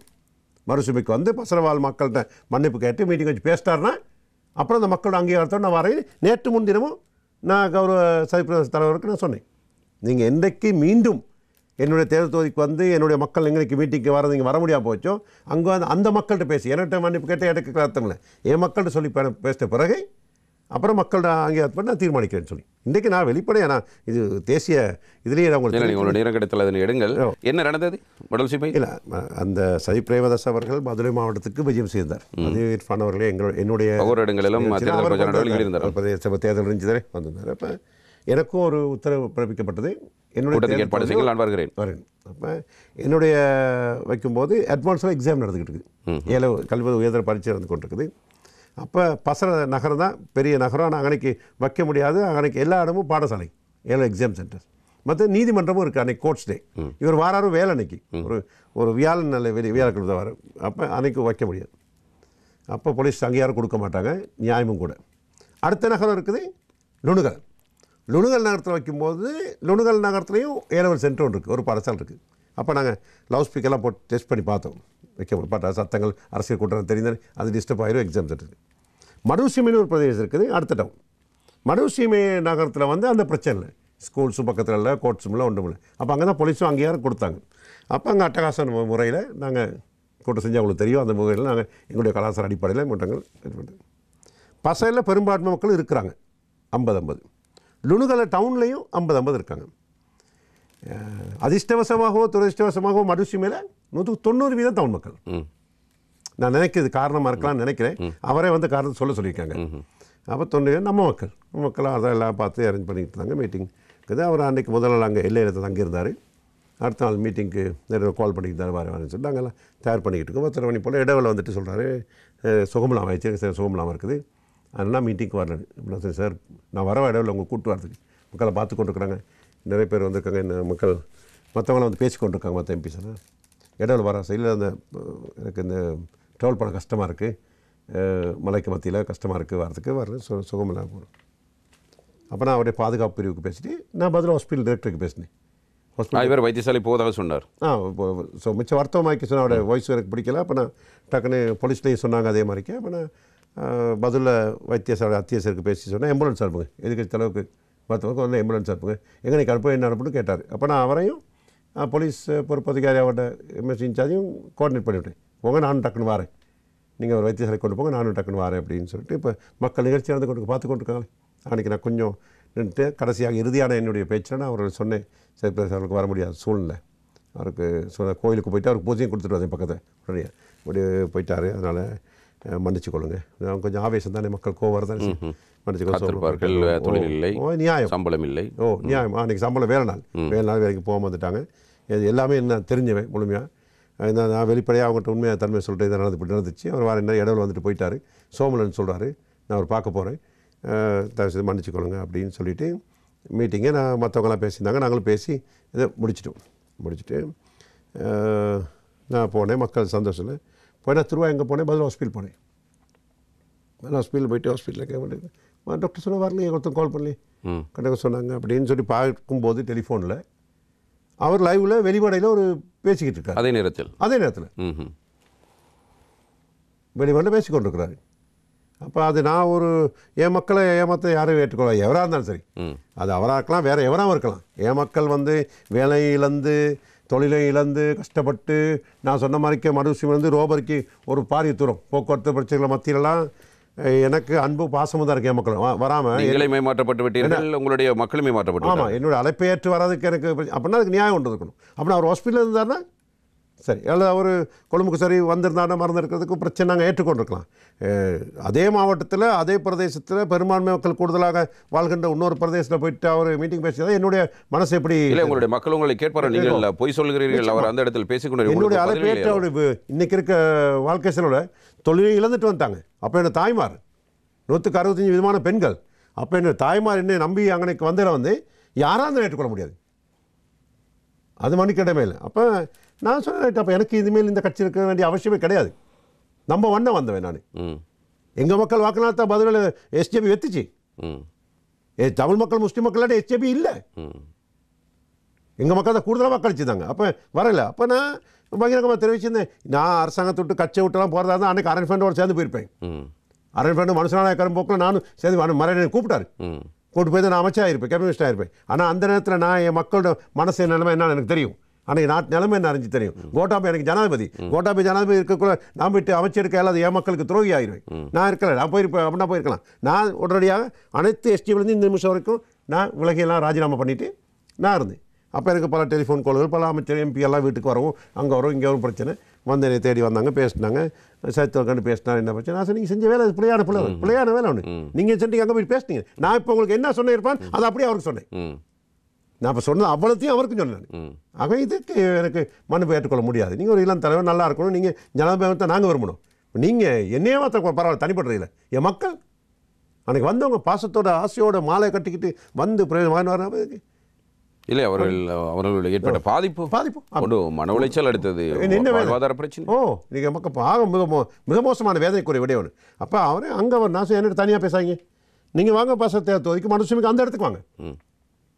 அன்றைக்கி பாடசாலைக்கு பஸ் எல்லாம் கொடுக்குறதாக இருந்துச்சு, பாடசாலை பிள்ளைங்க வந்தாங்க, நீங்கள் வாங்க அதெல்லாம் கொடுத்துட்டு நீங்கள் பேசி அவர்கிட்ட சொல்லி நீங்கள் தெளிவாக பேசி சொல்லுங்கள். அவங்க நல்லவர்கள், அவங்கள ஏற்றுக்கொள்ளும் பிரச்சனைங்க பேசி அவங்கள்ட்ட வேணும்லாம் சொன்ன பிற்பாடு நான் அதே ஸ்டைலில் அவங்கள்ட்ட கேட்குறேன் நான் என்ன செய்யணும்னு சொல்லி அப்புறம் முடிவு பண்ணுவோம். அதை விட வேறு ஒன்றும் எனக்கு தேவையில்லை அப்படின்னு. இந்த பிரச்சனைக்கு ஒரு தீர்வு காணாமல் தான் நீங்கள் இந்த கூட்டத்தில் கலந்து கொண்டீர்கள். இல்லை, இது கூட்டம் ஒன்றும் இல்லை. எந்த கூட்டத்தில்? கட்சி உறுப்பினர்களை தக்க வைத்துக் கொள்வதற்கான ஒரு கூட்டம் தானே. இல்லை, நானும் ரிசார்டு போனோம். இது நாங்கள் போனோம், நாங்கள் போயிட்டு நீங்கள் 2 பேர் தான் போனீர்கள். யாரோ என்ன நடக்குது இல்லை இருந்தாங்க, பல ரகனைக்கு இருந்தாங்க. என்ன நடக்குதுன்னு சொல்லி நியூ இயர் பார்ட்டி. இதுக்கு நான் என்னுடைய முடிவு தான், மனுஷனுக்கு வரல, என் மக்களை சமூகத்தை ஏமாத்துறவங்களோட எனக்கு பயணம் இல்லை, யாராக இருந்தாலும் சரி. ஆனால் அப்படி தவறுகள் அதை ஏற்படுத்தும் அவங்க அங்கே தெளிவுபடுத்தணும். என்னை பற்றி மக்கள் சொல்ல முடியாது. நான் சொல்லிட்டு வந்துட்டு சோழ இவர் அங்கே சொல்லி மக்களை ஏற்றுக்கொள்கிறோம், மக்கள் நிலைமை என்னன்னு சொல்கிறாங்க பிற்பாடு அடுத்த கட்ட நடவடிக்கை நம்ம செய்யலாம். நான் சொல்லி உடனடியாக வர சொல்லி கூடிய சீக்கிரம் அந்த வேலை திட்டத்தை செய்யுங்கன்னு சொல்லி அவ்வளோதான் இருக்கொள்ளி அந்த வேலை திட்டத்தை அவங்க முடிவு பண்ணி எனக்கு கட்சி சின்னம் பாட்டியெல்லாம் எனக்கும் என் மக்களுக்கும் பிரச்சனை கிடையாது. நான் ப்ரூவ் பண்ணுவேன். இல்லை, மக்களுக்கு பல வகையில் அது பாதிப்பை ஏற்படுத்தி இருக்கிறதா. ஆனால் நீங்கள் சென்று விருந்து மட்டுமல்ல, நீங்கள் சென்று விருந்து இல்லை, விருந்து இல்லை. நான் உங்களுக்கு தெரிஞ்சேன், நான் வெஜிடேரியன், நான் பார்ட்டி மேன் இல்லை, அது எல்லாத்துக்கும் தெரியும். அப்படி இல்லை நான். ஆனால் என்ன நடக்கின்ற சில விஷயங்களை அறிஞ்சு கொடுத்தவன். அப்படி ஒன்று என்ன பேசுகிறார்கள், என்ன முடிவு எடுக்கிறார்கள்? இல்லை, அப்படி இல்லை, நம்ம அப்படி ஒன்று முடிவு ஒன்று எடுத்துக்கல. அது அன்னைக்கு நானே இன்னொரு தமிழ் எம்பிகள் நிறைய பேர், நான் பேர் சொல்ல விரும்பல, அவங்கெல்லாம் வந்தாங்க. இது என்ன எது கட்சி, அது நிறைய பேர் வந்தாங்க, போட்டியிலும் வந்திருந்தாங்க. அது வேறு பிரச்சனை. அது பார்லமெண்ட்டில் இருக்கும்போதே நம்ம இது என்ன நடக்குன்னு நம்ம தெரிஞ்சுக்கொள்ளணும். ஆனால் நான் யாருன்னு சொல்லி உங்களுக்கு மக்களுக்கெல்லாம் தெரியும், நான் பார்ட்டி மேன் இல்லை. அப்போ இந்த இந்த இந்த இந்த என்னுடைய மக்களுடைய வேலை திட்டங்களை மக்களை ஏமாத்துறதோ அல்லது மக்களை இது பண்ணதோ தவறுதலாக ஏற்பட்டதோ அதை அவங்க சொல்லி மன்னிப்பு கேட்கலாம். அவங்க அங்கே மக்கள்கிட்ட மன்னிப்பு கேட்கணும், கேட்டு பேசி ஏற்பாடு பண்ணிக்கலாம். அப்படி இல்லாட்டி கட்சிகள் எந்தெந்த கட்சிகளை எங்கெங்கே எங்கே வைக்கிறது, எங்கே சக்திப்படுத்துறது, யாருக்கு இது பண்ணுறது நானும் என் மக்களை தீர்மானிப்போம். அதே மக்கள் அந்த மெசேஜை கொஞ்சம் படிக்க முடியும், உங்களுடைய வாட்ஸ்அப் மெசேஜ் சஜித் பிரேமதாஸ் உங்களுடைய கட்சி ரீதியாக உங்களுக்கு அனுப்பியது. எஸ்ஜேபி இல்லை, அனைவருக்கும் அனைத்து பாராளுமன்ற உறுப்பினர்களும் தான் அனுப்பியிருப்பார்கள். நீங்கள் இன்விடேஷன் சொல்கிறீங்களா? ஆமாம், அதில் எஸ்ஜேபி எம்பிகளுக்கு தானே அந்த பார்ப்போம். இல்லை, வாட்ஸ்அப்பில் எனக்கு வந்துச்சு. வாட்ஸ்அப் வந்து நான் போயிருக்கேன், நான் பார்த்து சொல்கிறேன். அடிச்சுட்டு தெரியாது, அந்த வாட்ஸ்அப்பில் எனக்கு வந்துச்சு. அது அனைத்து எதிர்கட்சி உறுப்பினர் இருக்கும், அதில் போட்டுவையில் உள்ளவங்களும் வந்திருந்தாங்க. இந்த புது வருஷத்துக்கு சந்திக்க முடியாதனால அதுக்கு முன்னுக்கு சந்திக்கிறதுக்காக எல்லாரும் சந்திக்க கூப்பிட்டுறதாக தான் அந்த செய்தி வந்திருந்தது. குறுஞ்செய்தி அப்படியானது அல்ல, எஸ்ஜேபி உறுப்பினர்களுக்கானது என்பது தான் நான் அறிந்த ஒரு. சரி, பிரச்சனை இல்லை. எது எவ்வாறாக இருந்தாலும் என்ன நடக்கிறது என்பது எல்லாத்துக்கும் தெரியும் தானே. இது சின்ன பிள்ளை தன்மையாக இல்லை, எல்லாருக்கும் தெரியும் என்ன நடந்துக்கிட்டு இருக்குன்னு சொல்லி நாங்களும் உன்னிப்பாக அவதானிச்சுக்கிட்டு வாழ்ந்துக்கிட்டு இருக்கோம். இதுக்கெல்லாம் நிறைய குறைகள் இல்லை. உங்களுக்கு மட்டும்தான் இது அதிருப்தி இருக்கிறதா அல்லது கட்சியில் இருக்கின்ற இனி உறுப்பினர்களுக்கும் அதிருப்தி இருக்கிறது? அவங்க என்னுடைய வேலை வெளிப்படுத்தானே இர்ஃபான், உங்களுக்கு நான் எப்போதுமே வெளிப்படைத்தன்மையோட பேசுகிறேன். எந்த விதமான இதுகளும் ஒளிமறைவு திட்டங்கள் இல்லை. அது நாட்டு ஜனாதிபதி யாராக தான் தெளிவாக சொல்ல வேண்டியது நேரடியாக சொல்கிறது தான் என்னுடைய கொள்கை. அந்த அடிவாளத்தை நான் செய்து கொண்டு வரேன். அப்போ இது என்னுடைய பிரச்சனை, இது பகிரங்கமாக நான் சொல்லிட்டேன். அவருக்கும் நான் உங்களுக்கு சொன்னது அவ்வளோத்தையும் நான் அவருக்கும் சொன்னேன். எனக்கு கட்சியில் மீட்டிங் ஒன்று அந்த அவங்களோட முதல் கூட்டம் ஒன்று வச்சுருந்தாங்க, அந்த கூட்டத்தை போய்ட்டு வெளிப்பட சொல்லிட்டு வெளிப்பட நடத்துங்க. இந்த நான் சொன்னேன்னு சொன்னால் அவங்க தெரிஞ்சுக்கொள்ள மற்றவங்களும் அதுக்காக. ஆகவே சமூகம், மலையக மக்கள், தமிழ் மக்கள்னு சொல்லி யாரும் குறைச்சி அதை போட்டு கேளாது. அதுக்கு இடம் கொடுக்க மாட்டோம். அது செய்ய முடியாது இர்ஃபான் அவர்களே. சிறுபான்மை மக்கள் எதுனாலும் செஞ்சுக்குவாங்க, எது வேணாலும் ஏற்றுக்கொள்ளான்னு ஒரு காலம் இருந்துச்சு, அது கோப்பி காலம். இப்போ எங்கள் மக்கள்கிட்ட அது செய்ய முடியாது. இப்போ இளைஞர்கள், படித்தவங்க, விஷயம் தெரிஞ்சவங்க நிறைய பேர் இருக்கிறாங்க. எங்களுக்கு மானவ மரியாதை முக்கியம், எங்கள் சமூகத்தினுடைய கௌரவம் முக்கியம், எங்கள் சமூகத்தினுடைய உரிமைகள் இலங்கை பிரஜைகள்ன்ற வகையில் ஏனைய இதுக்கு பல முன்ன காலங்களில் அரசியல்வாதிகள் தவறு விட்டிருந்தாலும் கூட அந்த தவறையும் தெரிந்து அதையும் திருத்தி அதையும் சரியான முறையில் தேசிய நீரோட்டத்தில் இணைக்கக்கூடிய சட்டத்திட்டத்தை உருவாக்கி செயற்படுத்துவது தான் என்னுடைய நோக்கம். அந்த வேலை திட்டங்கள் நாங்கள் செய்வோம். எங்களுக்கு பிறகும் தமிழ் மக்களை பிரதிநிதித்துவக்கூடிய பிரதிநிதிகள் எங்களை விட திறமையானவர்கள் உருவாக்கப்படணும். அதுக்கு முழுமையான எங்களுடைய ஆதரவு, எங்களோட சக்தியும் இருக்குது. நாங்கள் செய்து கொண்டு வரோம். இளைஞர்கள் முன்னுக்கு வரணும், அந்த வேலை திட்டங்கள் செய்வோம். ஆனால் படித்தவங்களும் கூடுதலாக வரணும். இன்றைக்கி நிறைய பேர் நல்ல நிலைமையில் கல்விவான்கள், புத்திஜிகள் நிறைய பேர் உருவாகியிருக்காங்க. இன்றைக்கி அதை செயற்படுத்திட்டு வராங்க, வரணும். அதை அந்த வேலை திட்டத்துக்கு நாங்கள் முழுமையாக எங்களை அர்ப்பணித்து செய்வோம். அரசாங்கத்தில் எப்போது இணைய போகிறீர்கள்? இப்போயும் அரசாங்கம் தான், இப்போயும் அரசாங்கம் தான், கவர்மெண்ட் தானே. நீங்கள் ஐக்கிய மக்கள் சக்தி எதிர்கட்சி இல்லையா? இல்லை, எதிர்கட்சி தான். எதிர்கட்சி அரசாங்கம். நாடு ஒன்றா தானே இருக்குது, நாடு ஒன்றா தானே இருக்குது. இன்றைக்கி இன்னும் ஒரு வாரங்கள் தேர்தல் வந்துடும். இன்னும் ஒரு மாதங்களில் தேர்தல் வந்துடும். என்ன தேர்தல்? ஜனாதிபதி தேர்தலும் வரலாம். இப்போ பாராளுமன்றத்தை எப்பயும் ஜனாதிபதி கலைக்கலாம். ஜனாதிபதி நினச்சா இன்றைக்கும் பாராளுமன்றத்தை கலைக்கலாம். பாராளுமன்ற தேர்தல் வரலாம். அது சொல்ல இலங்கை அரசியலை பற்றி எங்களுக்கு சொல்ல முடியாது. இந்த நேரம் மாறலாம். இல்லை, உங்களுடைய பேரும் இருக்கிறது. அந்த எதை எடுத்தாலும் என் பேர் போட்டுருவாங்க. நீங்கள் அதில் பிரபலமாகிவிட்டு. ஆமாம், அது நல்லா பேப்பரில் போடுவாங்க, ஃபேஸ்புக்கில் போடுவாங்க. நான் இல்லை, அப்படி எதுவும் இல்லை. நான் அப்படி எந்த பேச்சுவார்த்தையும் இல்லை. ஒரு பேச்சுவார்த்தை நடக்கவும் இல்லை, எதையும் நான் கேட்கவும் இல்லை, அவங்க தாரா சொன்னவும் இல்லை. நான் அப்படி செயற்பட. நீங்கள் விரும்பியது கிடைத்தால் போவீர்களா? இல்லை, அப்படி ஒரு நிலைப்பாட்டில் என் மக்கள் தீர்மானிப்பாங்க. என் மக்கள் இல்லை, நீங்கள் தானே முடிவெடுத்து போக வேண்டும். மக்களுக்கு நீங்கள் இப்பொழுது அரசாங்கம் உங்களுக்கு அழைப்பு விடுக்கிறது. இப்பொழுது ஒரு சிலர் அரசாங்கத்தோடு இணைந்து கொள்ளப் போவதாக சில தகவல்கள் கசிந்து கொண்டு இருக்கின்றன. இந்த பட்டியலில் உங்களுடைய பேரும் இருக்கிறது.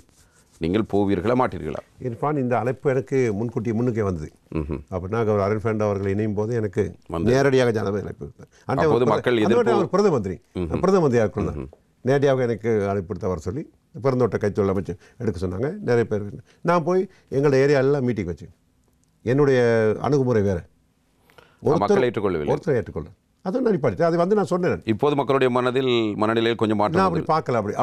அப்படி ஒரு தென்பாடு சொல்கிறாங்க. இன்னும் நான் மக்கள் திரும்ப உங்களுடைய மனநிலையில் மாற்றம் வந்திருக்கிறது. இல்லை, நான் அந்த எனக்கு பட்ட பதவியெல்லாம் ஒன்றுமே தேவையில்லை. எனக்கு என் பிரச்சனை இவ்வளோ இருக்குது, இதை தீர்த்து வைக்கக்கூடிய ஏற்பாடு செய்தான்னு சொன்னால் அவங்க கொண்டு வர நல்ல திட்டங்களுக்கு நாங்கள் ஆதரவு கொடுக்க. அதை பார்லிமெண்ட்டில் பகிரங்கமாக நான் சொன்னேன். அடுத்த ஜனாதிபதி தேர்தலில் யானையில் நிற்பவர்களை ஆதரிப்பீர்கள் அல்லது தொலைபேசியில் நிற்பவர்களை ஆதரிப்பீர்கள்? அப்போ பார்ப்போம் யார் ஜனாதிபதி எந்த சின்ன வருது யாருக்கும் தெரியாது. இவ்வளோ காலம் பயணித்தீர்கள், குறிப்பிட்ட காலமாக இருந்தாலும் உங்களுக்கு ஒரு நல்ல அனுபவம் இருக்கும். அவரோடு தொடர்ந்து பயணிக்க முடியும் என்ற நம்பிக்கை இருக்கிறதா? இன்னமும் காலம் இருக்குது தானே, நேரம் இருக்குது தானே, பார்ப்போம். இல்லை, இப்போது வரையிலும் அந்த நம்பிக்கை இருக்கிறதா அல்லது இவர் சரிவர மாட்டாருங்கிற மனநிலையில் இருக்கிறீர்களா? தொலைபேசி சின்னத்தில் தான் போட்டி வெற்றி பெற்றேன். எஸ்ஜேபியில் தான் வெற்றி பெற்றேன். அப்போ எஸ்ஜேபியில் பிரதி செயலாளர் பதவிகள்லாம் எல்லாம் கொடுக்கப்பட்டிருந்துச்சு. இப்போ அதுலேருந்து விளங்கி இருக்கிறேன். இது ஒரு அரசியல் மட்டத்துக்கு அப்பால் இந்த கட்சிக்கு உள்ளுக்கு போராடுறது தான் பெட்டர். அப்போ கட்சிக்குள்ளே பதவிகள்லாம் ராஜினாமா பண்ணிக்கூடிய கட்சி உறுப்புரிமை நான் ஒன்றும் ராஜினாமா பண்ணல. ஸ்டில் மெம்பர் ஆஃப் எஸ்ஜேபி சட்டப்பூர்வமாக. அப்போ அதில் இருக்க பதவிகள் அனைத்துலேருந்து ராஜினாமா பண்ணியிருக்கோம் கேட்டால் எங்களுக்கு நடந்த அனைத்துக்கே எக்ஸ்ப்ளனேஷன் தேவை. ஓகே, அந்த எக்ஸ்ப்ளனேஷன் எனக்கு இல்லை தேவை, என் மக்கள்கிட்ட தேவை. அப்போ அதை அவரும் ஒரு அரசியல்வாதி, அவரும் ஜனாதிபதி வேட்பாளர் இருக்குன்னு தெரிஞ்சால், அவருக்கும் என் மக்கள்கிட்ட ஓட்டு தேவைன்னு தெரிஞ்சால் அவருக்கு ஒரு கடப்பாடு இருக்குது வந்து மக்கள்கிட்ட சொல்கிறதுக்கு கிடையாது. இப்போது சொல்ல வேண்டும். ஆமாம், இந்த நாட்களே சொல்ல வேண்டும். அடுத்த ஜனாதிபதி தேர்தல் வந்து சொல்வதில் இப்போ நான் அன்றைக்கு நான் ஒருவேளை அப்படி வராவிட்டால் வராட்டி என்ன முடிவு எடுப்பார்? அப்படின்னா என் மக்களை அவமதிச்சமாக்கி தானே. அப்படின்னா நீங்கள் இவரை முழுமையாக வாங்கிட்டு வருவேன். இவரில் யாராக இருந்தாலும் வந்துடுவேன். என் சமூகத்தை என் மக்களை ஏற்றுக்கொள்ளாட்டி யாராக இருந்தாலும் விட்டு வச்சுட்டு வந்துடுவேன். அதை விட அப்புறம் எனக்கு எனக்கு அன்றைக்கி தேவையில்லை. என்னதுக்கு மஹிந்தராஜை விட்டு வீசிட்டு வந்தோம்? எதுக்கு கோட்டாபய வேறான்னு சொன்னோம்? கோட்டாபையும் கூட்டாரை அமைச்சுத்தாரேன்னு சொல்லி கோட்டாபையும் கூட்டாரை உனக்கு அமைச்சுத்தாரேன். உன்னையும் தொண்டை உடனே ஈக்குவலாக வைக்கிறத எனக்கு விருப்பம். உடனே அமைச்சர் தர அது தரேன் தரேன். நான் அவருக்கு எதிர்ப்பாக போகிறதுக்கும் எனக்கு எண்ணம் இல்லை. உங்களோட வாரத்துக்கு எனக்கு ஒரு பிரச்சனை என் மக்கள் இடம் கொடுக்க மாட்டாங்க அப்படின்னு சொன்னேன். இல்லை, நீங்கள் மஹிந்த ராஜபக்ஷோடு இணைந்து வேலை செய்து வருது அவர்கிட்ட வந்தேன் திரும்ப. இல்லை அந்த சந்தர்ப்பம் யுத்த காலகட்டத்தில் அந்த காலகட்டத்தில் மலையத்தை எங்களை இளைஞர்கள்லாம் கைது செய்யப்படும் போது அவங்கள விடுதலை பெறுவதற்காக என் மக்கள்கிட்ட எண்ணத்தோடு வந்திருந்து வேலை நாங்கள் செஞ்சோம், வெற்றிகரமாக செஞ்சோம். அடுத்த ஜனநாயக அவருக்கு நான் சப்போர்ட் பண்ணல. தொடர்ந்து நீங்கள் ஐக்கிய தேசிய கட்சியிலே இணைந்து பயணிக்கிறீர்கள். ஒரு வகையில் இன்னும் ஒரு வகையில் வாய்ப்பும் தான் அந்த கட்சியில் இருப்பது, பாராளுமன்ற உறுப்பினராக வருவதற்கு. இல்லையா? இல்லை இல்லை, சுதந்திர கட்சியில் இருந்து கொண்டு வருவதற்கும் இல்லை. அது சரியோ, அது மக்கள் அதுக்கு செய்தாங்க. அதான் மக்களுக்கு நன்றி கடமை பட்டிருக்கிறோம். இன்னமும் எங்களுக்கு பிரச்சனை இருக்குது. நான் அந்த 2 MP 3 MP ஆக்கணும்னா பதிலில் அது வெற்றி. 2 பாராளுமன்ற உறுப்பினர்கள் 3 தமிழ் பாராளுமன்ற உறுப்பினர்கள் பதிலை உருவாக்கிட்டோம்னு சொன்னால் அது சமூகத்துக்கு பெரிய வெற்றி. நான் 3வது ஆளை உருவாக்கி இருக்கிறீர்களா? நிச்சயமாக அது மக்கள் தேர்ந்தெடுக்கணும். வாரிசு அரசியலாம் கிடையாது. வடிவ சிஸ்ட சொந்த பந்தங்கள்லாம் கொண்டு வரக்கூடிய எண்ணங்களா அப்படியெல்லாம் கிடையாது. நான் சொல்ல வேற ஒருத்தரும் வரணும். அரவிந்த்குமாருக்கு உங்களுக்கும் இடையில் நல்ல நட்பு இருக்கிறது. ஆமாம், அவர் தீர்மானத்துக்கு போயிருக்காரு. எங்களோட நட்பு உறவு எங்களுக்கு இருக்குது. அப்புறம் எங்களுக்கு கேட்குற பகம் ஒன்றும் இல்லை. அரவிந்த்குமார் அவருக்கு சரின்னு எது தென்பட்டாரோ அவர் அதை செஞ்சுட்டு போகிறாரு. எனக்கு சரின்னு தென்படல. அந்த விஷயம். அல்லது அவருக்கு வந்த துணிவு உங்களுக்கு வரவில்லை? எதுக்கு 20க்கு சப்போர்ட் பண்ணுறதுக்கா? 20 அல்ல, எதுவாக இருந்தாலும் மக்கள் எதுக்கு கட்சி வந்திருக்கணும்? சமூகத்துக்கு நல்லதுனா கட்சி வந்திருக்கணும். இல்லை இல்லை, 20 மூலமாக ஏற்படுகிற நன்மை தீமை ஒரு பக்கம் இருந்தாலும் ஒரு பக்கம் மக்கள் எதிர்க்கிறார்கள் என்று தெரிந்து கொண்டும், அதாவது இந்த 20 எதிர்க்கிற மனநிலையில் இருக்கிறார்கள், கோட்டாவை எதிர்க்கிற மனநிலையில் எதிர்க்கிறார்கள் என்று தெரிந்து கொண்டு தானே நீங்கள் போகவில்லை. அவர்கள் எதிர்க்கிறார்கள் என்று தெரிந்து கொண்டு தானே அவர் போனார். அதற்கு ஒரு துணி வேண்டும் தானே? அந்த துணி வேறு, என்கிட்ட இருக்க துணி வேறு. சரி, நன்றி பாராளுமன்ற உறுப்பினர் அவர்களே. இன்னும் சில விடயங்கள் இருந்தது உங்களோடு பேசுவதற்கு எங்களுக்கு நேரம் இடம் கொடுக்கவில்லை. இன்னும் ஒரு தினத்தில் நிச்சயமாக உங்களோடு கலந்து பேசுவதற்கு நாங்கள் தயாராக இருக்கிறோம். மிக நெருக்கடியான ஒரு கட்டத்தில், அதுவும் நீங்கள் ஒரு வேலைப்பளுக்கு மத்தியில் இந்த நிகழ்ச்சியில் பங்கேற்று உங்களுடைய பங்களிப்பினை வழங்கியிருக்கிறீர்கள். உங்களுக்கு எமது மனமார்ந்த நன்றிகள். நீங்கள் எடுக்கப் போகிற முடிவுகள் சார்பாக எங்களுடைய முன்கூட்டிய வாழ்த்துக்கள். இர்ஃபான் அவர்களே, மலைய மக்கள் சார்பாக மீண்டும் எங்களுக்கு சந்தர்ப்பம் கொடுத்து எங்கள் சமூகம் சம்பந்தப்பட்ட பிரச்சனைகளை வெளிக்கொணர்வதற்கு நீங்கள் கொடுத்த சந்தர்ப்பத்திற்கு என் மக்கள் சார்பாக மனமார்ந்த நன்றிகள். நன்றி. அதிர்வு அதிகாரம் 2 நிகழ்ச்சியில் இத்துடன் நிறைவுக்கு வருகிறது. இன்றைய தினம் பாராளுமன்ற உறுப்பினர் திரு வடிவேலு சுரேஷ் அவர்கள் பங்கேற்று பல்வேறுபட்ட கருத்துக்களை எம்மோடு பகிர்ந்து கொண்டார்கள். மற்றும் ஒரு நிகழ்ச்சியில் மீண்டும் சந்திப்போம் என நம்பிக்கையோடு விடைபெற்றுக் கொள்கிறோம். நன்றி, வணக்கம்.